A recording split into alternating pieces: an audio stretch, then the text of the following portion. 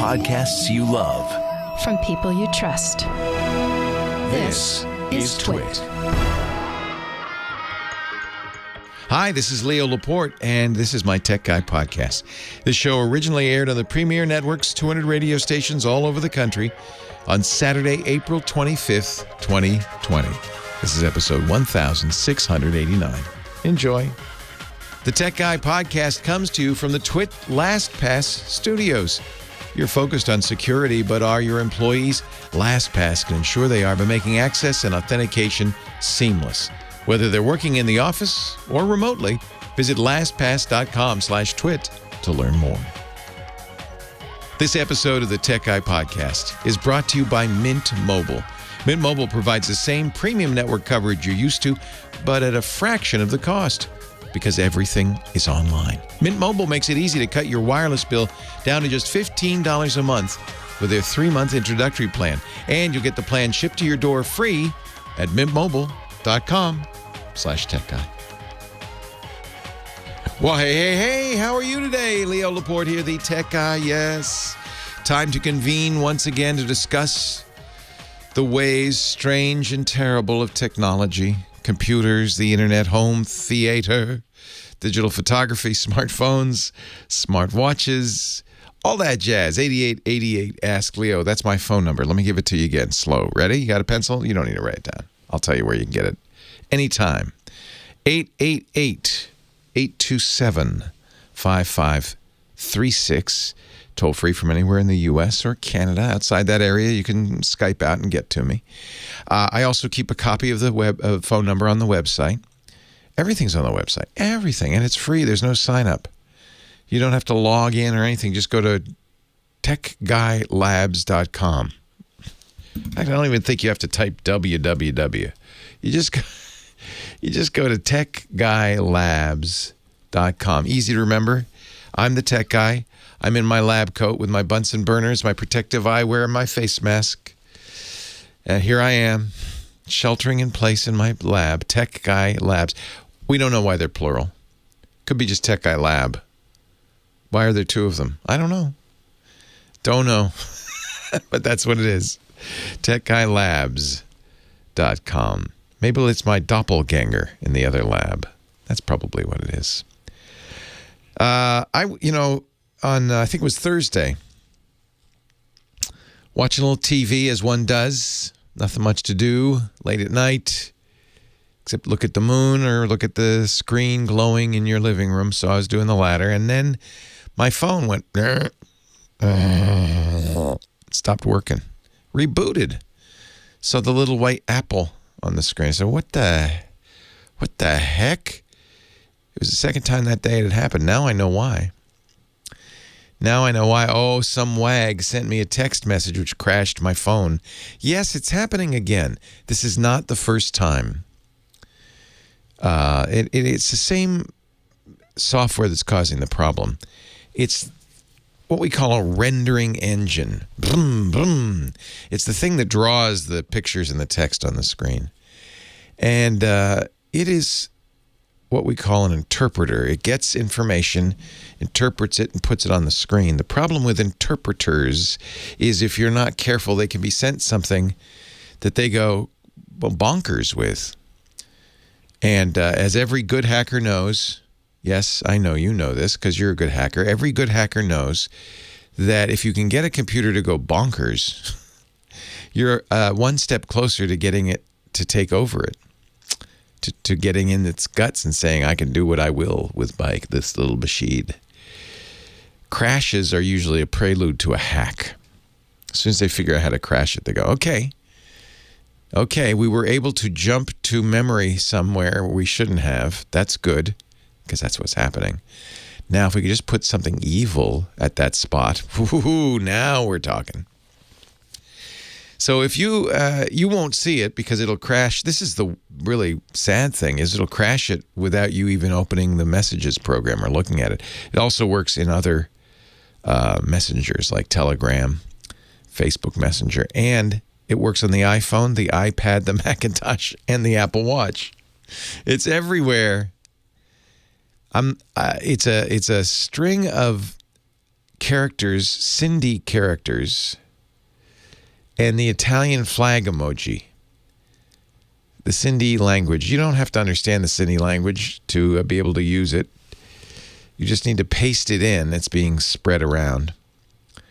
Cindy is one of the many languages in India. And the issue is apparently fixed in the next version of iOS 13.4.5, which is in testing right now. Not available to others.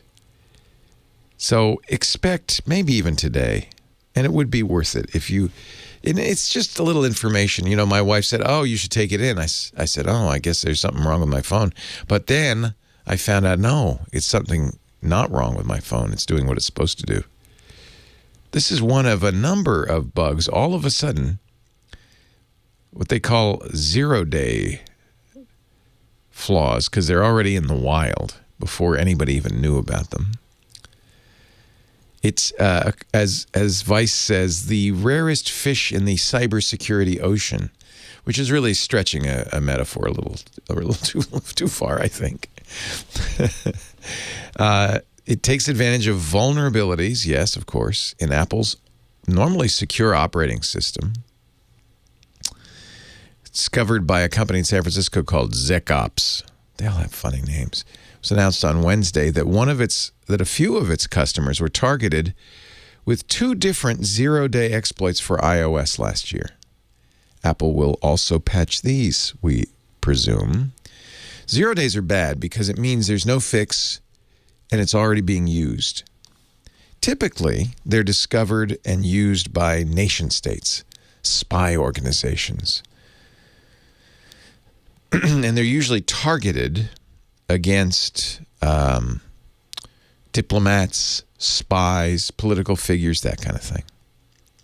VIPs. Sometimes it's industrial espionage. They target executives of big companies. In fact, that's what ZecOps does, is they secure executives. Get it? ZecOps. They secure executives from big companies. And I guess two of their guys got hacked. It's a remote zero-click, if you really want to get specific. That means you don't have to do anything. They could just like this. I bet it's related to this message hack, where you don't even have to open messages. Your phone will just crash if somebody sends you the text. I bet they're related. So, as always, look for patches. You know, there's vulnerabilities in all operating systems, some more than others. Apple makes a lot of money because people like me say it's safer, it's more secure, and it's true. There are fewer of these, but it's probably important to understand nothing is perfect. And anything that is attacked with sufficient resources and vigor, the kinds of resources and vigor that a nation state might have, you know, the CIA or the NSA or the Saudis or the Israelis, or, well, there are many, many nation states that have their own hackers, and then they pay lots of money, millions of dollars sometimes, for these little 0 days. And then they keep them. You know, what is normally done by the security community is what we call responsible disclosure. A security guy finds a flaw and goes, ooh, yikes, and then contacts the company and says, you got 90 days to fix this. The clock is ticking. 90 days is the typical amount, 3 months. Usually considered enough for a company to figure out what the problem is and send out a patch. The reason they don't just say, hey, fix it and walk away is because if they found it, somebody else could find it. And you don't want companies to take too long to fix flaws like this. You want them to get right on it. So you give them a deadline because, you know, we're human. We work better with a deadline. So the clock is ticking for a 0 day because it's revealed. It's too late. It's out there. You don't have 90 days. You got no time at all. And Apple's pretty good about this. And I imagine there's some number of engineers working as fast as they can to figure out what it is and how they can fix it. And there's a good reason to, because the bad guys are out in force right now.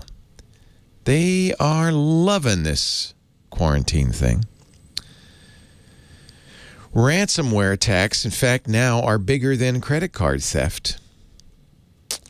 1 in 5 malware or hacking incidents, according to research by cybersecurity company TrustWave, 1 in 5 involves a ransomware attack, and that was in 2019. I think it's on the upswing.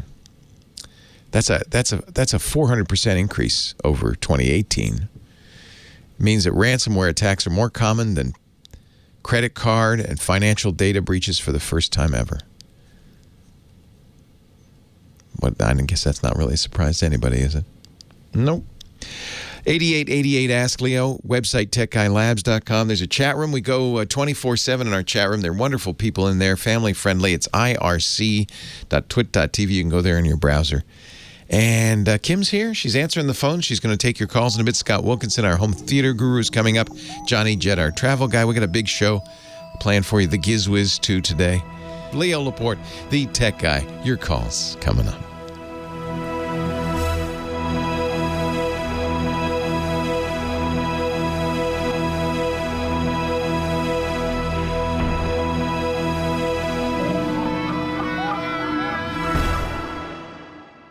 It's a miracle. She shows up every weekend, the unbreakable Kimmy Schaffer. Kimmy don't take no chaff. Hello, Kimmy. It's the only place I get to go to all week. I mean, it's a privilege at this point. I see your Facebook. I see you go out and about. You hike. I do. You get out in the fresh air, and I think that's a wise thing to do as long as you socially distance. Yep. I went yesterday, found a little patch of a little beach. Not really a beach, but just a little right on the water, and just sat out there for an hour and a half and watched people kayak. And how nice. Watched a guy with a electric surfboard. I guess it's called hydrofoiling or something like that. That's kind of cool, isn't it? Yeah, it was very cool. I'm like, man, that looks fun. I see those things. And I also watch the people with the wind sailing and stuff, and I think, gosh, it looks so smooth and elegant. And then I try it, and it's like, this is hard. Yes. You got to be strong to do this. I think you probably have to have a good core to do that, despite the fact that it's electric. But I think it's probably a lot easier than actual surfing. That's really hard. Kind of like your bike that you rode in on today. I rode in on an electric bike. You saw me. Isn't that nice? I love my electric bike. That looks fun, too. Yeah. But it's just, it's kind of cheating, but I get it. I'm lazy. Hey, this is life. This ain't a test. This is the real deal.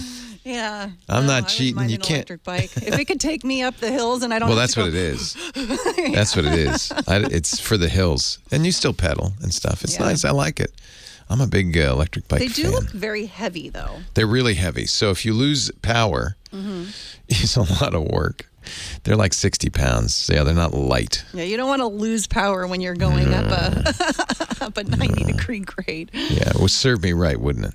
Yeah. Who should I talk to today? You got somebody good for me to start our show? A lot here? of good people, actually. Yeah. Let's go to Trevor in Fort Worth. Okay. Line 1. Thank you, Kimmy. You're welcome. Line 1, Trevor, Fort Worth, Leo Laporte, the tech guy. Hello, sir. I have a daughter with special needs, and she's becoming a teenager, so we need to get her a phone that can only text and call. Not ready to get her on the wild, wild west of the internet. Oh, gosh. I know. That's such a scary prospect, isn't it? And I've looked at the Light Phone 2 and the ZT Altair 2 online, and was wondering if one of those you would recommend or something else for her. Yeah, I don't have a lot of experience, unfortunately, with these phones. I got my mom a Jitterbug, which is for older folks because it has nice big numbers and easy to read, and it's not a smartphone. It's just what we call you'd think the opposite of smartphone would be dumb phone, but they don't want to call it a dumb phone. So it's a feature phone, as in it has very few features. She didn't like it. She said, "What are you doing to me? I want a smartphone." And I'm not sure what your daughter's needs are, but it is the case that there are a lot of apps for people with special needs available on smartphones. So don't rule it out completely. Maybe not now. She's still pretty young, and mainly you want it for safety, right? So she can reach you and you can reach her, and she can contact her friends, stuff like that. Yeah, she has a lot of issues with impulse control. So it's like yeah, I think a smartphone might be risky, of course. Yeah. Right? Yeah, I understand that completely. So constraints. I don't know, and I'm going to ask our audience if they're listening, if they've used any of these. I mean, you can of course go to your local cell carrier, and they're essential businesses, so they're open in most areas, and you can get a feature phone, not a smartphone. They still sell them. They're inexpensive. A lot of companies make them. Tell them I don't want a screen, a big screen. I don't want a computer. I just want a phone, and all of them will do texting. Although texting is a lot harder.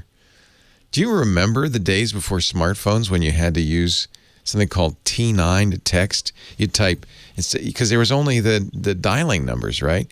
So if you wanted to type the letter C, you have to type A, B, C on the one key, and like that. So those, or the 2 key, I guess that was. So those are harder to text. Does she want to text at all?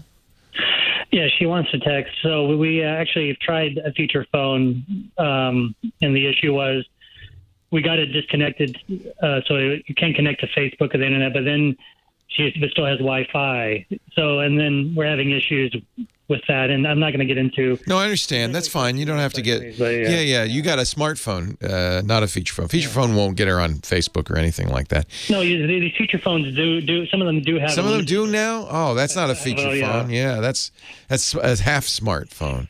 Microsoft used to make the perfect phone. Oh man, it was for kids. It was called the Kin. It was out for 3 months. It had a keyboard, so that's kind of what you're looking for, is a keyboard so she can text, but not any of the internet features. You can, let me think about this, if you could disable, I mean, on higher-end smartphones, you can control what you can do. There are, for instance, on the Apple iPhones, there are very good parental controls, and you can absolutely keep her off the internet, or, control what she can do. Those are a lot more expensive, though. So, and then you also probably want GPS in a phone, because location, I would imagine, is important, so you can keep an eye on where she is. Is that right? That's really secondary. I'm just kind of, texting and calling, like a light phone too. But you're saying you don't have any. Yeah, I've never used it. Let me look at it here real quickly. Yeah, and of course, the best thing to do anytime you're looking at something like this is not only get reviews from the light phone site, but get reviews from other places, particularly from the places that the phones are aimed at. It's a phone for humans. A phone is a tool that should serve the user. A light phone is a phone that respects you. Wow. Communicate. Wow. I respect you. Yeah, small screen's it's pretty simple, isn't it? Yeah. Yeah, this looks good, and it looks like it has a lot of controls so that you can say what she can do. For instance, turn off social media. Oh, actually, it doesn't even support social media. Nor does it support email. It's really just a simple phone. Yeah, this looks good, but again, I don't have any experience. Here's why I like it. It does have a keyboard. So from the point of view of texting, it's an on-screen keyboard. She'd be a lot happier. Let me just keep listening. Maybe somebody will call in. Leo Laporte, the tech guy.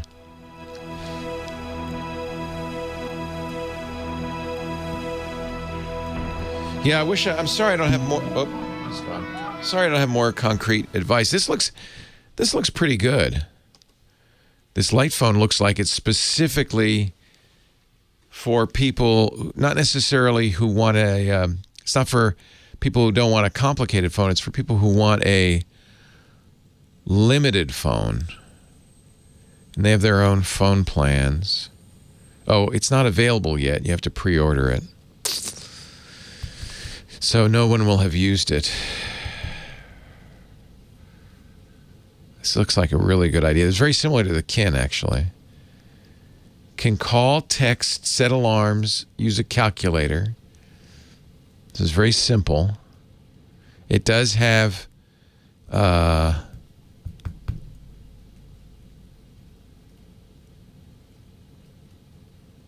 yeah, okay. It does have looks like an e-ink screen. I would guess that's what it is, which means the screen wouldn't be very fast.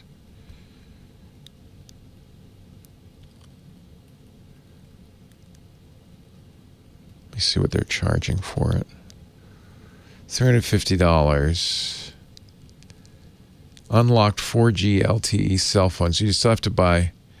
It looks like they sell self-service, but you might have to. You could also. Yeah, they have a $30 a month plan. That's probably a good plan because there's no data.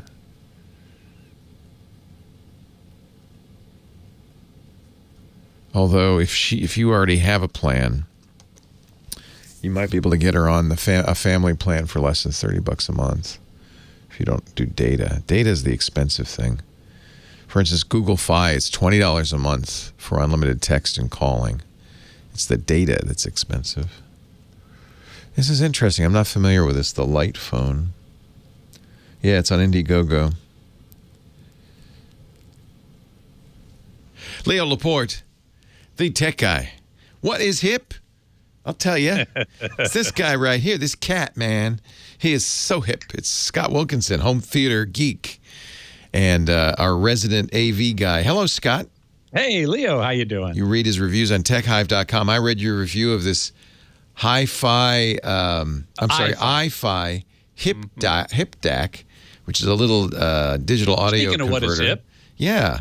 Plug it into your phone, or actually I use it off my computer because most computers, you could listen on the headphone jack, but they don't have very good audio built in. No, they don't.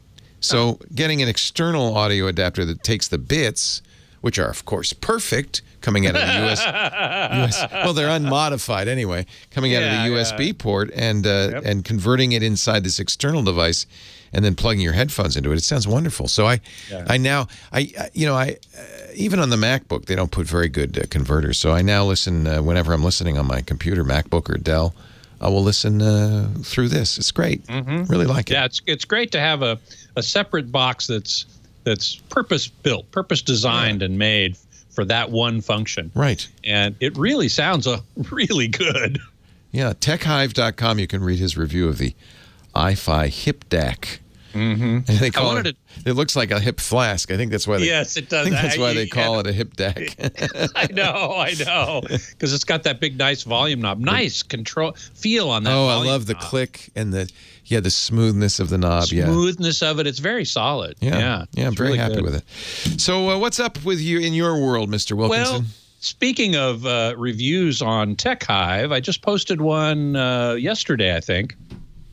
We were talking last week, you remember, about inexpensive sound bars? Yes. I wanted to get people to, get a sound bar for your TV. If you're inside and you're hunkered down, you're watching a lot of TV, you want something better than the TV sound itself. Right. So you can get a sound bar for under $200, and it'll sound a whole lot better than the TV. Well, there's the other end of that spectrum. I just reviewed the Sennheiser Mbo Sound Bar, which lists for $2,500. Yikes. Yikes. And that ought to sound very good. Oh, it does. It does. It sounds really good. Now, it's massive. It's I forget exactly how wide it is, but it's as wide as my 65-inch TV. It weighs over 40 pounds. I didn't realize it's the only soundbar Sennheiser makes. Correct. They only make this one. And believe it or not, it's the second most expensive soundbar on the market. The most expensive is from Creative Technology. It's called the Sonic Carrier X-Fi. It's $4,000. Wow. Creative, is that the same as the old Creative Labs? Yep. They bought like a bunch of companies, did like Cambridge Soundworks and stuff. So they have some decent audio chops. Correct.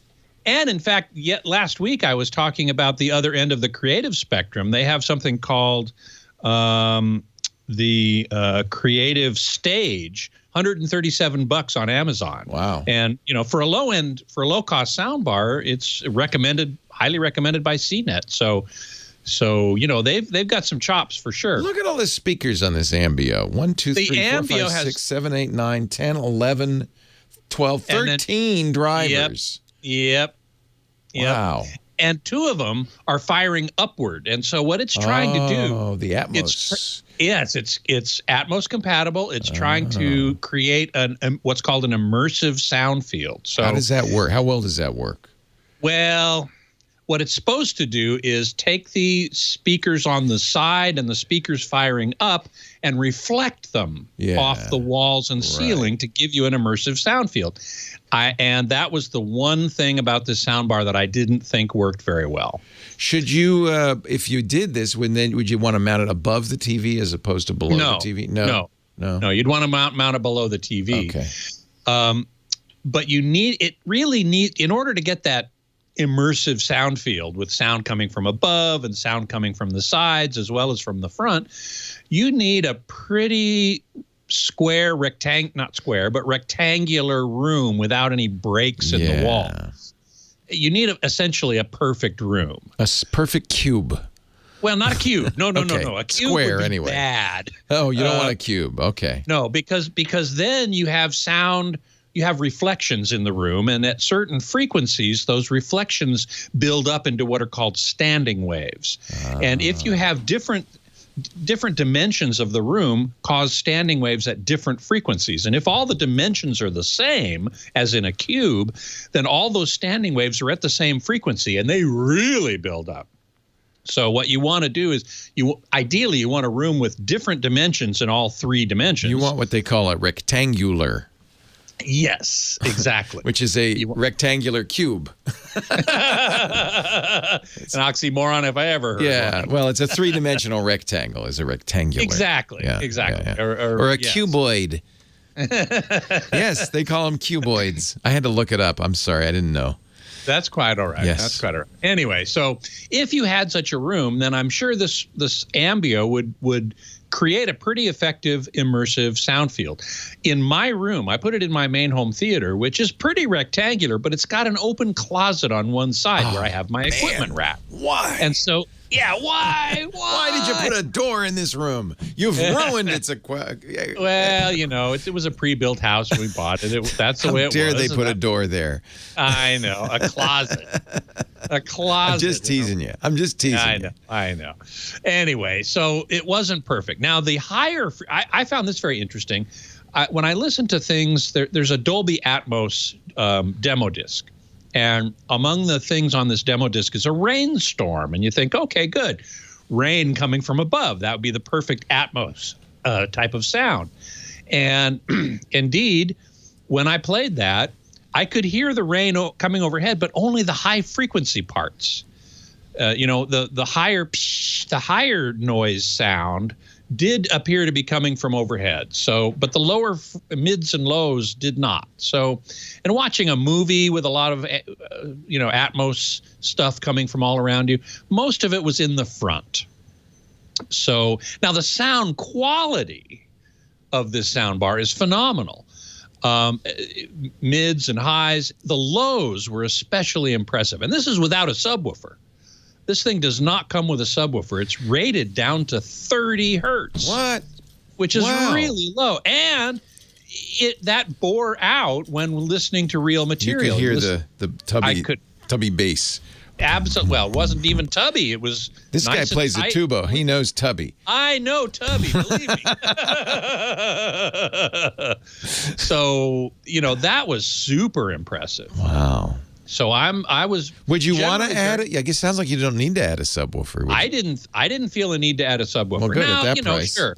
You add a subwoofer that'll really go down to 20 hertz or even below. Sure, you'll get that last. Yeah, we have a subwoofer, but unfortunately, it rattles the walls. Well, there are ways around that. There are ways to fix that. Maybe it's a little too loud. I should probably turn it down. Well, yeah, you could put isolation feet on it. That would help. Yeah. No, it's not. It's got little conical isolation feet. It's the problem is there's stuff hanging on the walls. It's not. There aren't solidly on there. Like we have a Hawaiian oar. That's the thing that rattles. It goes. Because it's suspended there. It's just suspended there. It's okay. It's kind of fun. Well, yeah, but it's distracting. Well, when there's an earthquake on the movie, it's good. Then we think it's a real earthquake. Then it's a real earthquake. It's a real earthquake. This sounds really good, but the price, boy, that's kind of a showstopper, isn't it? Oh yeah, it really is. $2,500. Yeah. I in the article I put up, I gave an example of a real 5.1.2 system Would that be would less cost than that. the same. Yeah, you could go to ELAC and get 5 speakers and a sub. Yep. Probably around that price point. Yep. Scott Wilkinson, read the review, techhive.com. Scott joins us every week right here. Leo Laporte, the tech guy. Boy, I'm so tempted. I have the Sonos sound bar on one of our TVs, and it sounds pretty good. It's okay. And sure. It's a Sonos. We were listening to an audiobook on it the other day. All right, I'm going to get you. Does it have a sub? No. I could. The one in the. Yes, we have 2 actually. I have one of the more modern ones, and then the old one has a sub and surrounds too. We got the whole setup. Mm-hmm. That's the one in the gym. That's Lisa's TV. All right, let me set you up, and you can do. Are you going to stay in the top of the hour for us? Oh yeah, happy to. All right. So hey everybody, hope everyone's staying safe. Dr. Mom Grandma, you mean like the Tacoma Narrows bridge collapse? Talk about building up of standing waves. Yeah, exactly. Now a subwoofer in a cubicle room is not going to cause it to collapse unless you've got one hell of a powerful subwoofer in there, I suppose, but unlikely. But yeah, that was really something. Unless somebody's weakened the walls by putting a closet in there. Yeah. This particular room that we chose for the home theater is a little strange because it can't be considered a bedroom because you can't access it except there's a hallway that goes through one side of it. It doesn't have a closable door essentially that lets you get through the rest of the house. So it's your TV room. It's perfect. It's the TV room, right? Yeah. But it has a closet in it. Yeah, no need. In a way, I wish I had thought to close off that closet, but it's a great place to put my equipment rack. Your gear, yeah. Yeah, exactly. Makes sense. Yeah. I went ahead and did it. Normally I'm listening to real speakers, so it's not really a problem. It's just when you have a reflective system like this, or the big creative sonic carrier Wi-Fi, X-Fi it's called, they both rely on reflecting things off the walls. Now, reflecting off the ceiling, no problem. It's a nice flat ceiling, drywall, plenty reflective, no problem. Although, as I said during the segment, I found it very interesting that only the high frequencies really were reflected effectively and sounded like they were coming from overhead. So the example I gave in that review, by the way, is a speaker system from SVS, which is like ELAC, another good company that does value-oriented speakers, high quality but not tremendously expensive. And I did a 5.1.2 system from them for $1,900, and then a $600 7.2 channel Denon AVR for $600, $2,500. There it is. Now, that, as I say in the review, that's a hell of a lot more complicated to set up. So, you gotta take that into consideration as well. And if you don't want that complication, then something like this Mbo Sound Bar, could be something good. But in order for it to be, as I said, most of the sound came from the front to me. It was beautiful sound, but it came from the front. It was not immersive, so to speak, except for those high frequencies coming from overhead. So, you got to pick your poison. You got to decide what's important to you. And that's what you got to do. That's a good insult. You are just not immersive. Just got to remember that. Yeah, I got to remember that. I had hopes you'd be more immersive. Hey, right. Loquacious, good to see you. And now I got to go. Can you stick around? You betcha. All right, sir. We'll see you in a minute. Leo Laporte, the tech guy. You can tell, you can actually date, I believe, music by the synthesizer in it.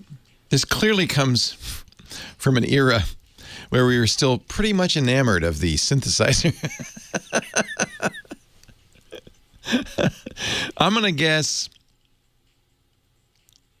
82, 83. Really? I got it. Early 80s. New Order. Yeah. Even the drum is a synthesizer. That's how you know. 8888 Ask Leo. Isn't that true, though? When new technologies come along, we're all infatuated it and, use it like crazy. This came out March 7th, 1983. Whew, man. Nailed that one. But I think of virtual reality, right? We were all infatuated with that, and I ran out and bought a Oculus Quest and Oculus. I bought the first Oculus when it was still a Kickstarter project, and the HTC Vive, and then after a while you use it and go, What some technologies are, live up to their hype, and then some don't. The fastest selling consumer electronic gadget of all time. What do you think it was? It was the Microsoft Xbox Kinect, Kinect. It was an attachment for your Xbox that could see you, and it had depth. It could even sense the blood pulsing through your veins, so there were exercise programs that would notice that you're not working hard enough and say, step it up. It would recognize you when you came into the room. It would even pop up a little thing on the screen that said, "Hi, Leo." And it sold so well in the first few months, and then nothing. Zip. Remember the Nintendo Wii and the Wiimotes that you were joysticks that would sense the motion of your hands? Huge. Goodbye. Technology is littered with these, and then there's hardware like the iPhone that started strong and got stronger. I wonder, is that a way of measuring the actual true value of something? Maybe. The Wiimote or the Xbox Kinect, those weren't all that valuable. Even VR goggles, not that valuable. But the iPhone, woo, that's valuable. 8888 Ask Leo. Sue, O'Fallon, Illinois. Leo Laporte, the tech guy. Hi, Sue. Hello, Leo. How are you today? I'm wonderful. How are you? Oh, I'm getting so bored. Aren't we all? Yeah. I'm getting so bored, I decided to call you and argue. Oh, good. There's nothing better to resolve boredom than a nice argument. Right. No, I have been a Windows user since our first computer in '96. So it's been 24 years. And I have never experienced problems that would make me want to use something else. And I know that you're a big proponent of Chromebooks. And I did buy a Chromebook to travel with, and I'm using it now to do video chats with the family. Nice. But that's a good thing. I just wonder if you would stipulate when you tell people, when you talk to people about, when they're having problems with Windows, that it requires maintenance and wisdom and sensibility. Things that are generally lacking in the wide populace. So you have a different situation, Sue. First of all, in '96, you didn't have a lot of choice. Right? No. There was nothing simpler. You either had to get a general purpose operating system, Mac or Windows, or no computer at all. And most people in the 90s bought Windows, including me, because that was the dominant player in the field. So you didn't really have any choice. You've been lucky because over those 24 years, you've become proficient. And so you know what to do. You've never had a virus? No. Never had it crash on you? No. Wow, you've been very lucky. I've been very efficient in taking care of my computers. Here's something, though, I would ask you. Here's something I would ask you. Right now, if you think about it, I was just thinking about it this morning because my battery was dead on my on my Linux laptop, so I switched over to the Mac. And I realized it didn't matter much whether I used Windows, Linux, Mac, even a Chromebook, because 99% of what I was doing was in a browser.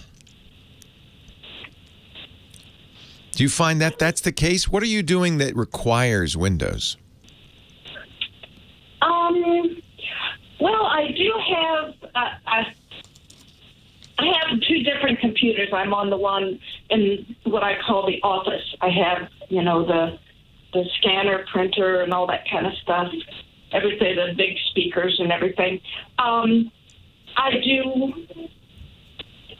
business, not really business stuff, but copying, scanning, and things like that. And I don't know, it just seems like it would be something for me to learn all over again to even try to do that. Well, there's certainly that to be said, yeah. I mean, when I talk about why no one should buy Windows, I'm not talking about you, obviously. If somebody's comfortable and knows how to use Windows and it feels relatively safe, of course, I will stipulate that that's appropriate for you. But I wouldn't recommend, and I'm particularly thinking of older folks who don't have a lot of technology experience, for them to go out and become Windows experts just doesn't seem like a good plan. I'm older than you. No, it's not the age. It's just the willingness and readiness to kind of become a computer geek. And I do stipulate that. I say, look, if you want to be an IT guru, go ahead, get Windows. If you don't mind doing your own IT, really the full statement is Windows is designed for people who have IT experts to hand, an IT department at work, or are willing to become an IT expert themselves. I would say you probably are. At this point, Sue, having used it for 24 years, you're expert enough to keep it running safely and reliably. But a lot of people either aren't IT experts, don't want to become IT experts, or new to it. And I just mentioned older people because I think younger people just grew up with this stuff, so it's probably familiar to them. But if you're buying a computer at this point, the default, I admit, you go to a big box store is a Windows PC. But I want to really shake people up and say maybe that's not the right choice, the best choice right now. Last Tuesday, Microsoft had its Patch Tuesday, fixed 113 security flaws. 113. Wow. I'm glad they did it, not me. Yeah, but you wonder what they missed. And if you're patch, and part of it is I'm conditioned because I talk to people who are having problems. So people call me all the time saying I haven't updated in 2 years because I can't because they're stopped. Things like that. And those people are at great risk. There's 113 new flaws they have to be aware of. Yeah. So in general, if you're new to computing or you don't want to become an IT expert, I think getting an iPad or getting a Chromebook, the Chromebook's not bad, is it?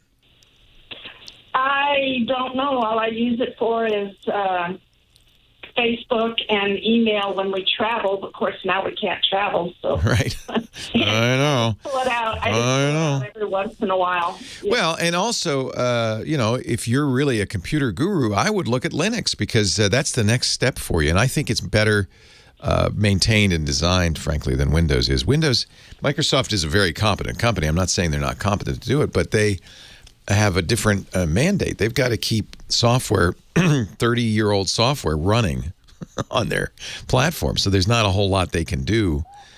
They have to support all this old stuff. That's kind of a disadvantage from their point of view. I don't disagree with you, Sue. I appreciate it. I think you're right to call and question. But I'll stand by my remarks. If you're new to computing and you don't want to become an IT expert, if you aren't already, the one other exception is gaming, because gaming isn't very good anywhere. Well, I guess iPad games are okay, but the hardcore gamers want a PC. And now I give you Scott Wilkinson, home theater guru. Thank you so much. Hey, one thing that somebody in the chat room, let me see if I can find who it was. Midnight Rider, good old Midnight Rider, said, the thing that needs to be incorporated into high-end soundbars is a microphone that sets the delays to make up for room deformities. You're exactly right. And the Sennheiser has exactly that comes with it. I'm sorry I didn't mention that in the segment, but, time. Is it Odyssey or is it something comparable? No, it's its own thing. And it comes with this microphone is actually really cool. It's 28 inches tall on its own very sturdy metal base. And you can set it anywhere. And it's got a long cable on it, and it plugs into the front of the sound bar. And you run a calibration routine. You just say, okay, go. And it plays a series of sweeping tones. So it goes boop, boop, from all the different speakers. And the low frequency one, as I mentioned, I did mention that I was impressed with the low frequency. And the low frequency one was very impressive because it could really get down there. So it runs these sweeps, and the microphone, you place the microphone ideally at ear height of where you're going to sit. And it runs these sweep tones, and then it does a bunch of calculating and calibrates itself to that room. And of course I did that. And I still felt like it was mostly in front of me. So I just wanted to make sure that everybody understood that yes, it does come with a microphone. It does a thing similar to Odyssey. It's its own thing. It's not Odyssey, Sennheiser's own thing, but it serves the same purpose. So there you go. I've also been talking here in the chat room with Heidelberger about, and I don't still quite get what he's asking about, something about a digital input to zone 2 of an AVR. So an AV receiver typically has a bunch of inputs, for your satellite receiver and your Roku and so on, and a bunch of different things. And many of them have the ability to send different signals out to different zones or rooms in your house. So you've got the main zone, which is the room where the AV receiver sits. It's typically a home theater or your main media system.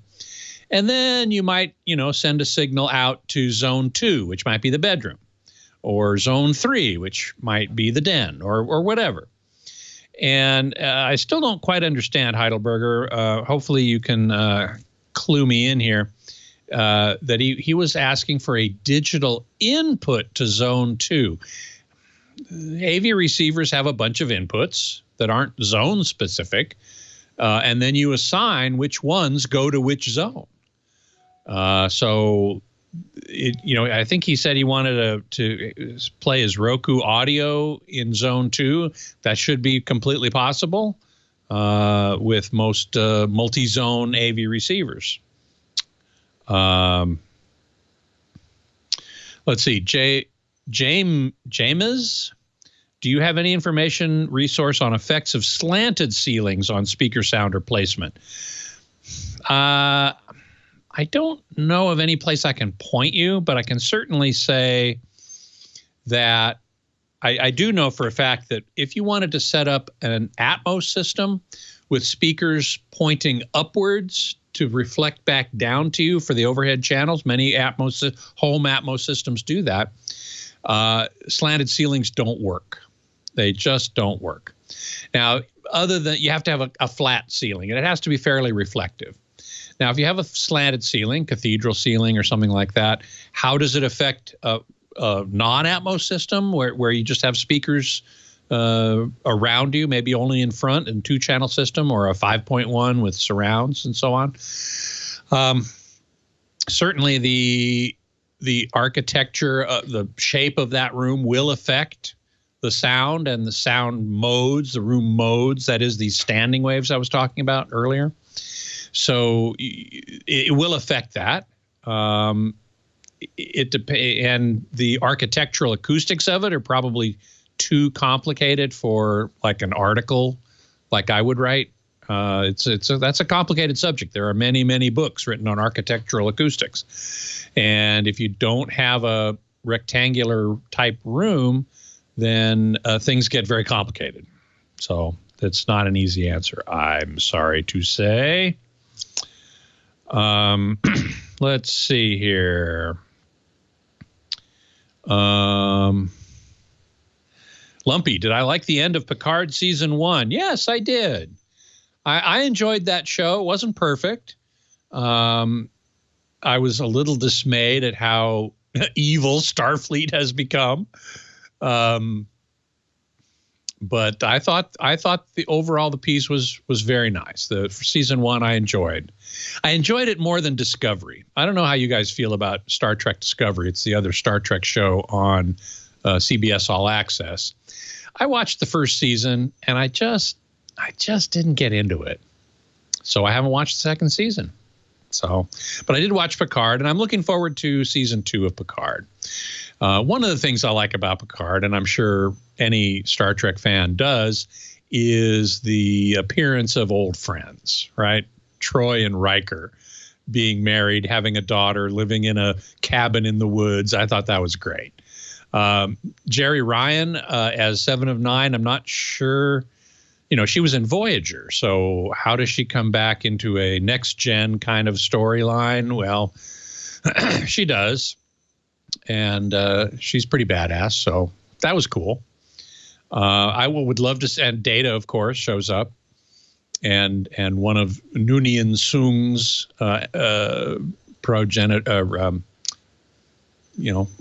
descendants, I should say, played by Brent Spiner. So that's all very cool. I enjoy that. Dr. Mom Grandma, have I watched The Selling of America on HBO? No, I haven't. But it sounds like you call it a dark story, and I'm sure it is. So I will watch it because it's probably an important story, but dark. Zach Gowan, have I seen The Last Dance? No. What is that? I don't know what that is. So let me know. Friendly Manitoba. Yeah, there's some kind of gruesome, gross stuff on Picard. I guess TV shows have to have that these days. I don't like it. But I guess they had to do it.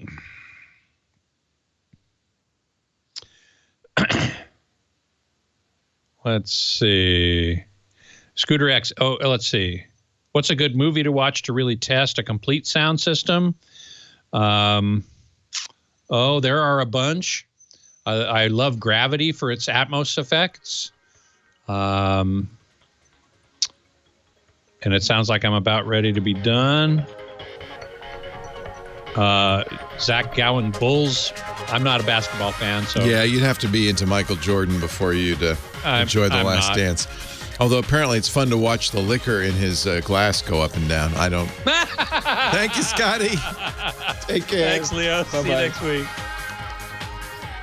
Well, hey, how are you today? Leo Laporte here, the tech guy. Time to talk computers, the internet, home theater, digital photography, smartphones, smart watches, all that jazz. 8888 Ask Leo.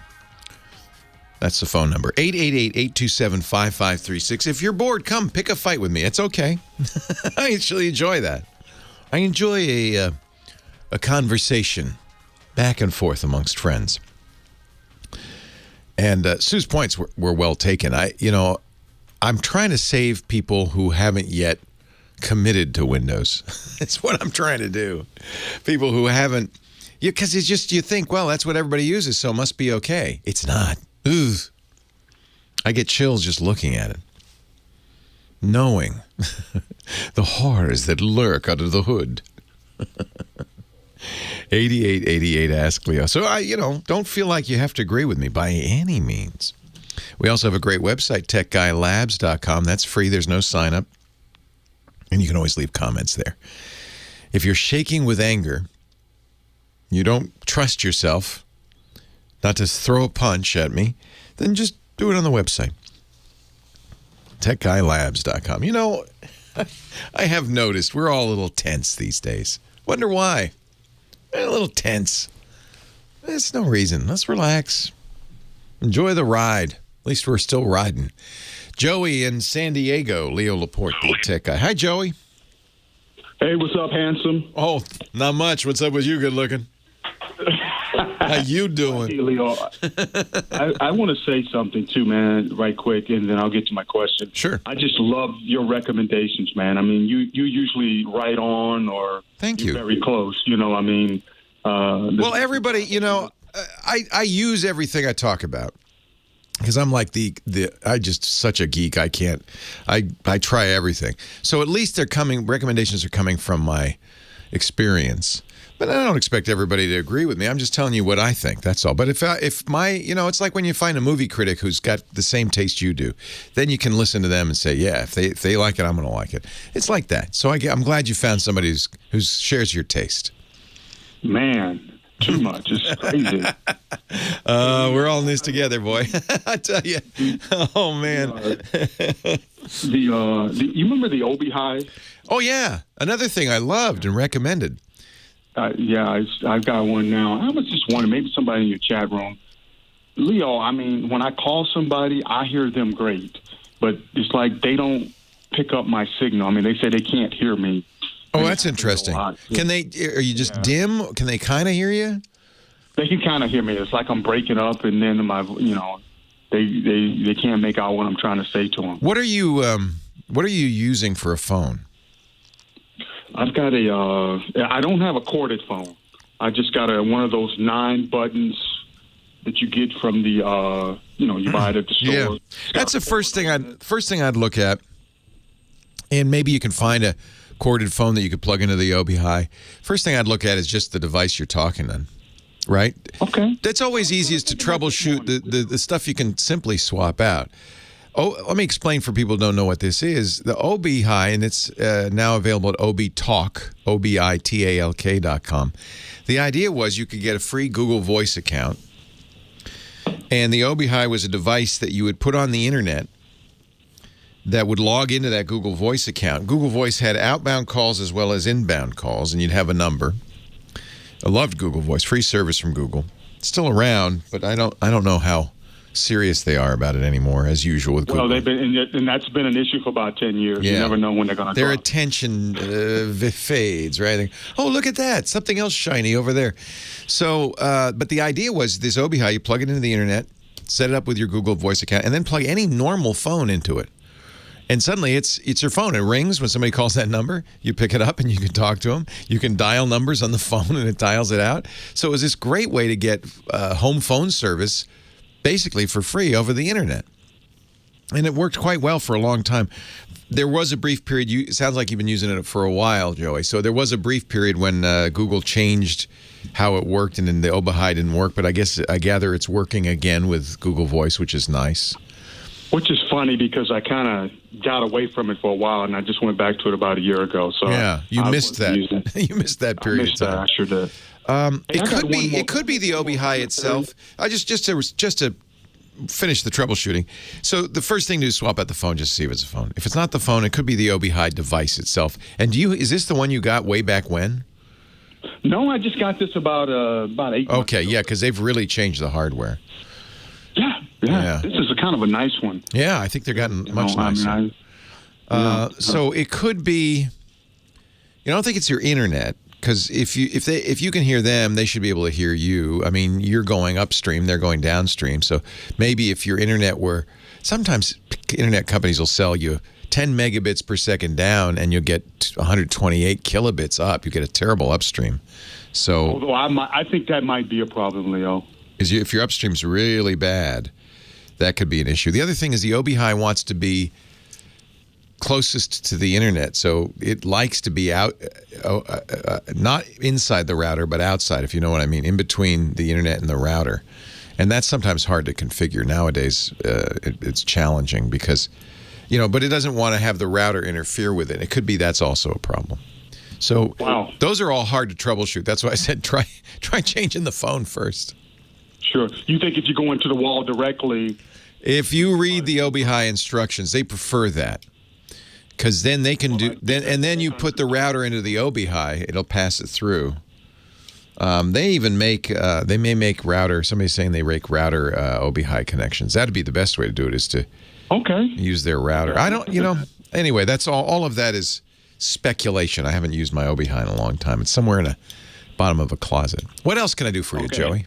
I got one more thing I want to hit you with, and this is, I've been meaning to ask you this for about 2 years, and I always forget. I want to hit you with some politics, Leo. Uh-oh. Okay, so here. Uh-oh. Why do you think I do a tech show? I used to do a regular talk show. I go home with a stomach ache every night. I ain't mad at it, man. Have you seen Nancy Pelosi? Lord have mercy. Hey, here's the deal. Leo, have you ever thought about why they won't vote online? Oh, I spent a lot of time thinking about that. So many problems. I mean, I understand, Leo, there is a security thing that they got to figure out. But why don't you just totally walk away from it? I mean, it's like not even a consideration, you know? In fact, you're not alone. There are a lot of people, especially in this age of COVID, who are saying, you know, first of all, you gotta decide, do you want to make voting as widely available as possible, or do you not? And there are differing points of view on this. There are some in our political establishment who only want some people to vote. They don't want everybody to vote, right? Hey, just say Republicans don't want minorities to vote. Okay, you said it, but it's probably true. So there's this, you know, so that's one issue, right? And there's a lot of, and they usually couch that in terms of security, like, oh, you don't want voter fraud. There's very little voter fraud. It hasn't been. They run away with that, don't they? They run away with that. That's not the issue. That's just the straw man that they use. So there are some groups that want to make voting be, you know, you have to be really hardcore, serious, political. And then there are other groups, which I think I think you're in the camp of, and I'm in the camp of, that think everybody should vote. That's a part of your citizenship. In fact, I'm not against the idea, which some countries have, of requiring voting. Everybody should vote. And you see where they're trying to go now. They won't go to the internet, but they're saying, well, we want to increase mail-in ballots. Well, and there's a battle over that, too. The president doesn't think mail-in's secure at all, which is crazy because that's how he votes. But, okay, that's another matter entirely. You got me political. But I do want to talk about online voting because there's a technical issue in this. Anybody who's paid attention to voting understands there's one critical factor. You need a paper trail. And that's the problem with pure electronic voting, whether it's on the internet or even at a voting booth. If there isn't a paper trail, then it can be modified. What you want to get when you go to vote, Joey, is a receipt. If you're using an electronic machine, if you're using a paper ballot, you don't need it because you have the paper, you know. But if you vote on a machine, you want a receipt to come out of that that says, Joey, this is the vote we recorded. And you can look at that and say, yep, that's how I voted. Otherwise, it's... Is that in an email? Yeah, but that could be hacked too. And so this is your problem, is verification. There are a lot of groups trying to promote electronic voting. Every security expert I know says that is just too dangerous. And I agree. We want to balance we want to make it as easy to vote as possible, right? Ideally, you should be able to vote in your smartphone. And there are lots of people trying to figure out how we can do that. The problem is, without a paper trail, you have no way of knowing your vote was properly recorded or counted. And there have been times, in fact, you don't even have to go back too far in history. I don't know that anyway. Remember the Iowa caucus? They tried to do cell phone reporting, and they ended up throwing all the electronic reporting out and going back to the paper ballots. They had a paper trail, so they were able to count those votes. And unfortunately, if you're a security expert, you know of the thousands of ways online voting can be hacked. And without a paper trail, there's no way to validate that Joey's vote got recorded as Joey intended it. And that's so vital to the whole process. So I don't think we're close to this. Machine. Is there a paper trail there? No, well, there isn't a good one. Yes, there isn't a good one. But there are a lot of voting machines in use all over the country. This is, you know, one of the reasons our voting system is more robust than you think is because every different jurisdiction has a different way of doing it. But there are some used in some areas of the country, not in San Diego, but there are some used in some areas of the country that don't do, they are electronic entirely. You push a button and there's no paper receipt. And that is a problem. Those are very dangerous machines. We know they can be hacked easily. So even those machines with a physical presence at a ballot, you know, at a voting place, a polling place, even those machines are vulnerable. That's why I think internet voting, we got a long way to go before we can do that. What about this idea that we vote online, we print it out, and we mail it in to them, and we keep a copy? That's okay. Something to that. That's okay.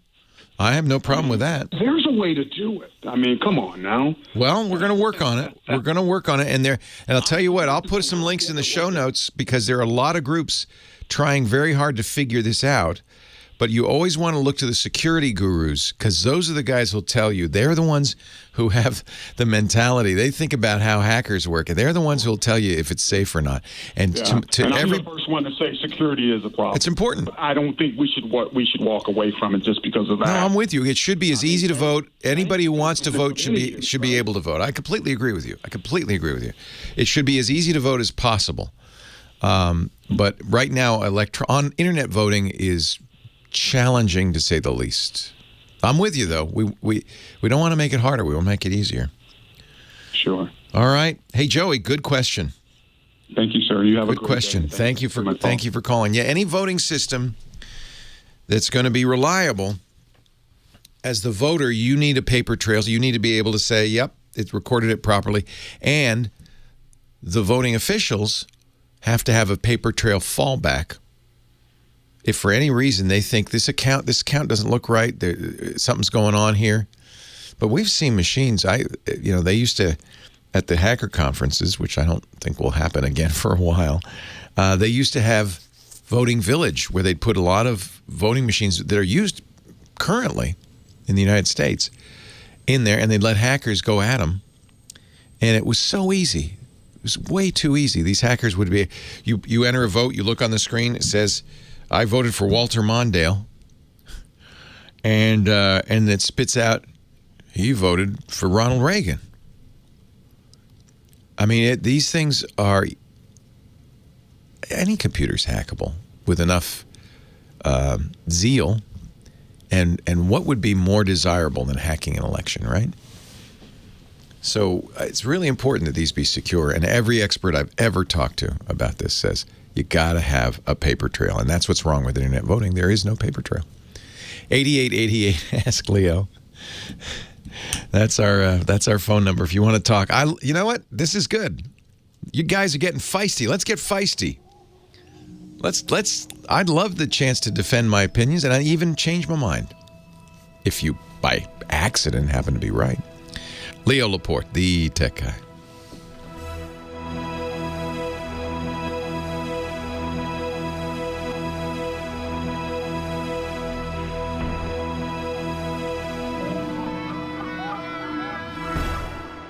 Our show today, our podcast today, brought to you by the Fox. I love the Fox. I'm talking Mint Mobile here. Oh, man. Mint Mobile. You know what? Thank you, Mint Mobile, because they've been very good during this crisis. Now they're extending, they extended it to May 14th. Unlimited data free if you're a Mint Mobile customer, new or existing. Unlimited data.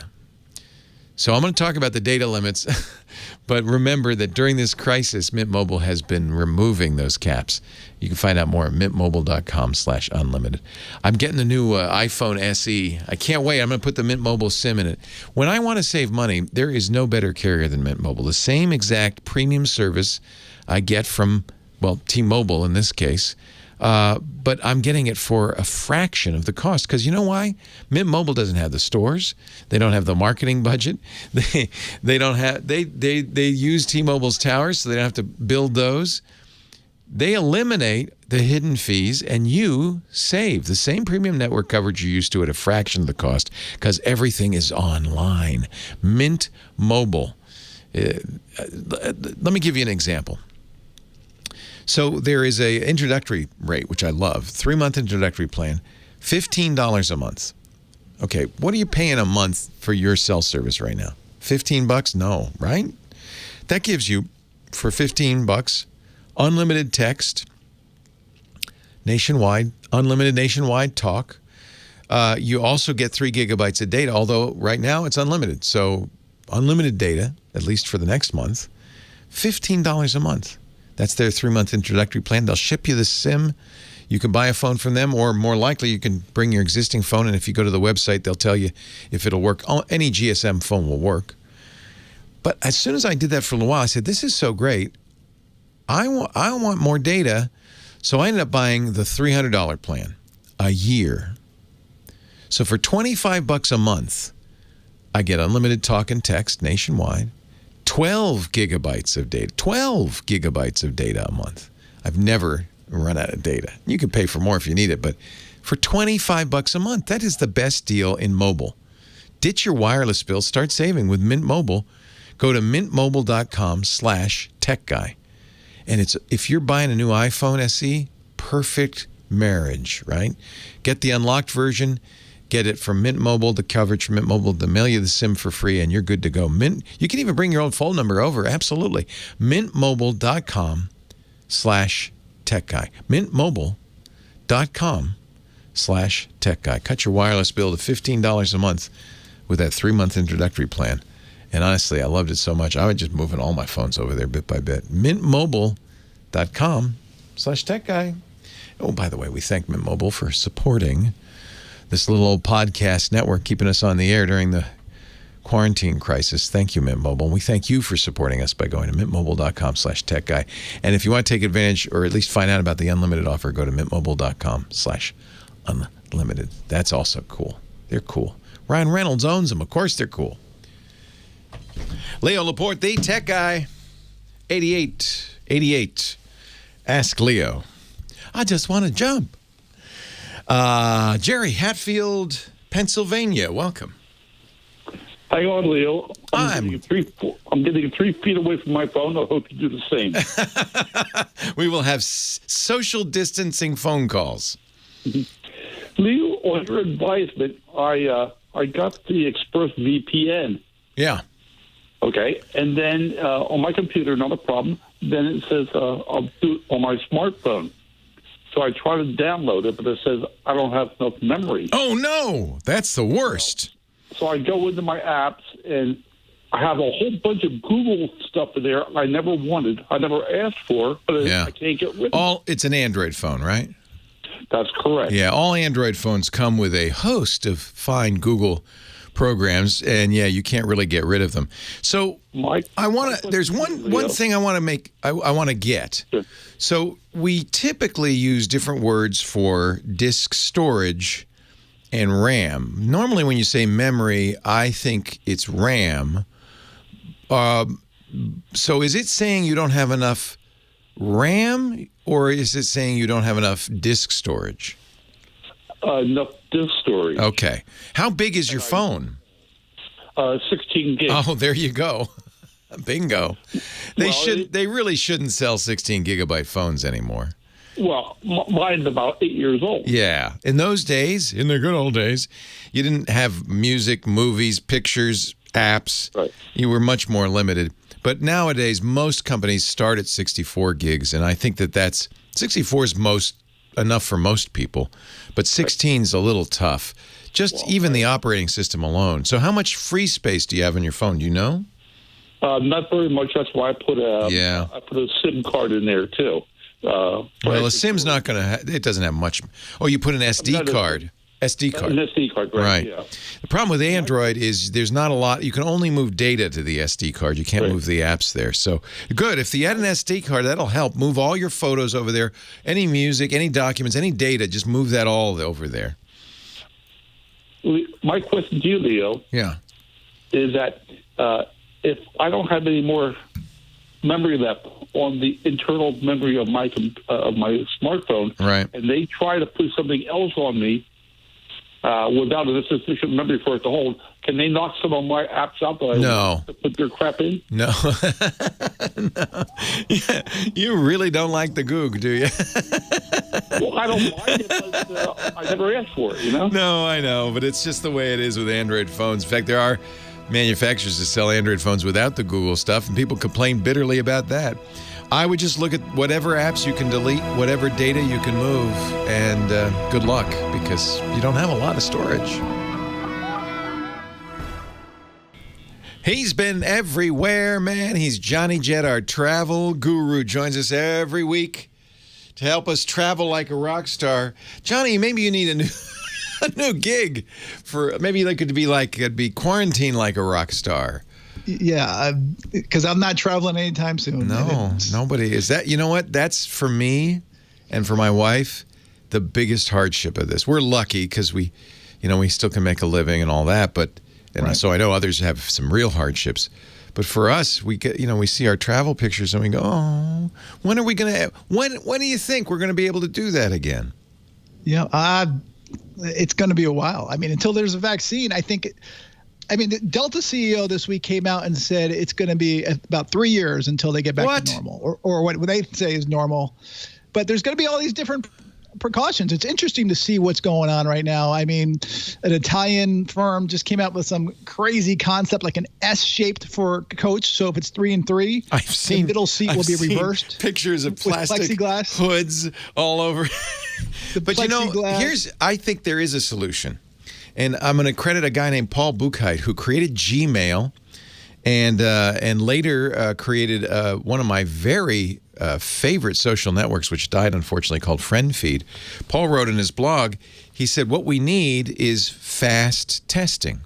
If the airlines could test everybody who got on board, and they're starting to do this with some airlines now, and within 5 minutes have the result, you could travel. So that is a future. I think that might be in the future. We talked about it last week. Yeah. Emirates, Etihad, some of the Middle Eastern airlines, they're doing some kind of rapid testing. I would do that. Then I would feel safe cruising. I'd feel safe flying. There are privacy concerns. These tests that Paul is talking about use saliva, so you could have a little kiosk. You go, you either do a cheek swab or you spit, and they can test it within 10 minutes. You'll have the results. So you arrive at the airport 10 minutes early, spit in the tube, sit in the waiting room, and if you're clear, you get on the plane.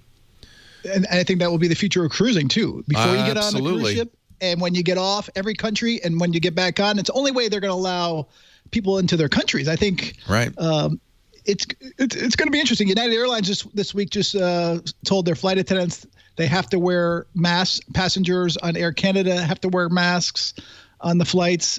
I think that's going to be the future. The flight attendant union, one of the major flight attendant unions this week, also said that they want to stop leisure travel because who's traveling for leisure? I saw Hawaii. Hawaii has, I think, something like 109 people have flown to the islands in the last 3 weeks. And something like 15 were tourists. They make you quarantine for 14 days if you arrive in Hawaii for whatever reason. And if you turns out you go to the beach and you set up a towel and an umbrella, they put you on a plane home right away. And I understand that. Yeah, they just set up a fund, which it makes no sense to me, but Hawaii set up a fund for like $25,000 to put towards sending tourists back right away. Yeah, don't go to Hawaii right now. There's no leisure travel. They don't want you there. You're not welcome. They're cracking down. The way people were getting around it were renting houses. But now they're really starting to find those places. They will fine you. I think it's $5,000, and you could go to jail for up to a year. But, this is not the time to be traveling. Although I just looked today, there's actually a really good handle to follow on Twitter. TSA Media _Lisa F. She's the one who runs the TSA. And every day she tweets how many people have gone through the checkpoint, what it was the year before. So today she just tweeted 6 hours ago that yesterday, April 24th, 123,000 travelers went through the TSA checkpoints nationwide. And keep in mind, this is also workers and crew. But exactly 1 year earlier, it was 2.5 million. My concern is that these companies, are they going to be all right if they don't? Delta says 2 or 3 years. What are they going to do? Until they get back. The airlines are going to be much smaller than they are now. It's going to be scary for the next year or two, depending on, like Southwest yesterday or 2 days ago, the CEO said they're going to be a much smaller airline. United's already told people that after, I think, October 1st, they're going to start laying off a lot of people because that's when the government money runs out. So smaller mean fewer flights? Fewer flights, fewer routes, fewer employees. So probably it's going to be harder to get around, and it's going to be more expensive, I would think, to get around. I believe, and this is my just opinion, that short term it's going to be cheap, long term it's going to be expensive. So it's going to be a real luxury to be able to travel. I think so, because there's going to be that many airlines not flying. I mean, so many planes are parked right now. Virgin Australia just filed bankruptcy. They're not done, but they filed bankruptcy, and some of their planes are being at Perth Airport yesterday or 2 days ago, they put a bulldozer in front of one of the planes so they can't take off. Oh, because my they goodness. owe so much money to the airport. Oh, my goodness. Oh, my goodness. Yeah, don't forget it costs the airline to fly into the airport, too. Yeah, I think they owed $6 million to the Perth Airport. What about the budget airlines, Ryanair and Spirit? And what's Norwegian? What's going to happen to them? Norwegian actually this week also. Norwegian's complicated because they have multiple. They set up their company in multiple countries, but 2 of the 3 countries they set up in, they filed bankruptcy this week. So 2/3 of the company has been laid off. If I read it correctly, it's terrible. Yeah. But right now, I was reading an article. They're saying that Wizz Air, which is I think it's an Eastern European airline, they're flying more routes than the major carriers. And in the U.S., Southwest is flying more than, the major carriers here, Delta, American, United.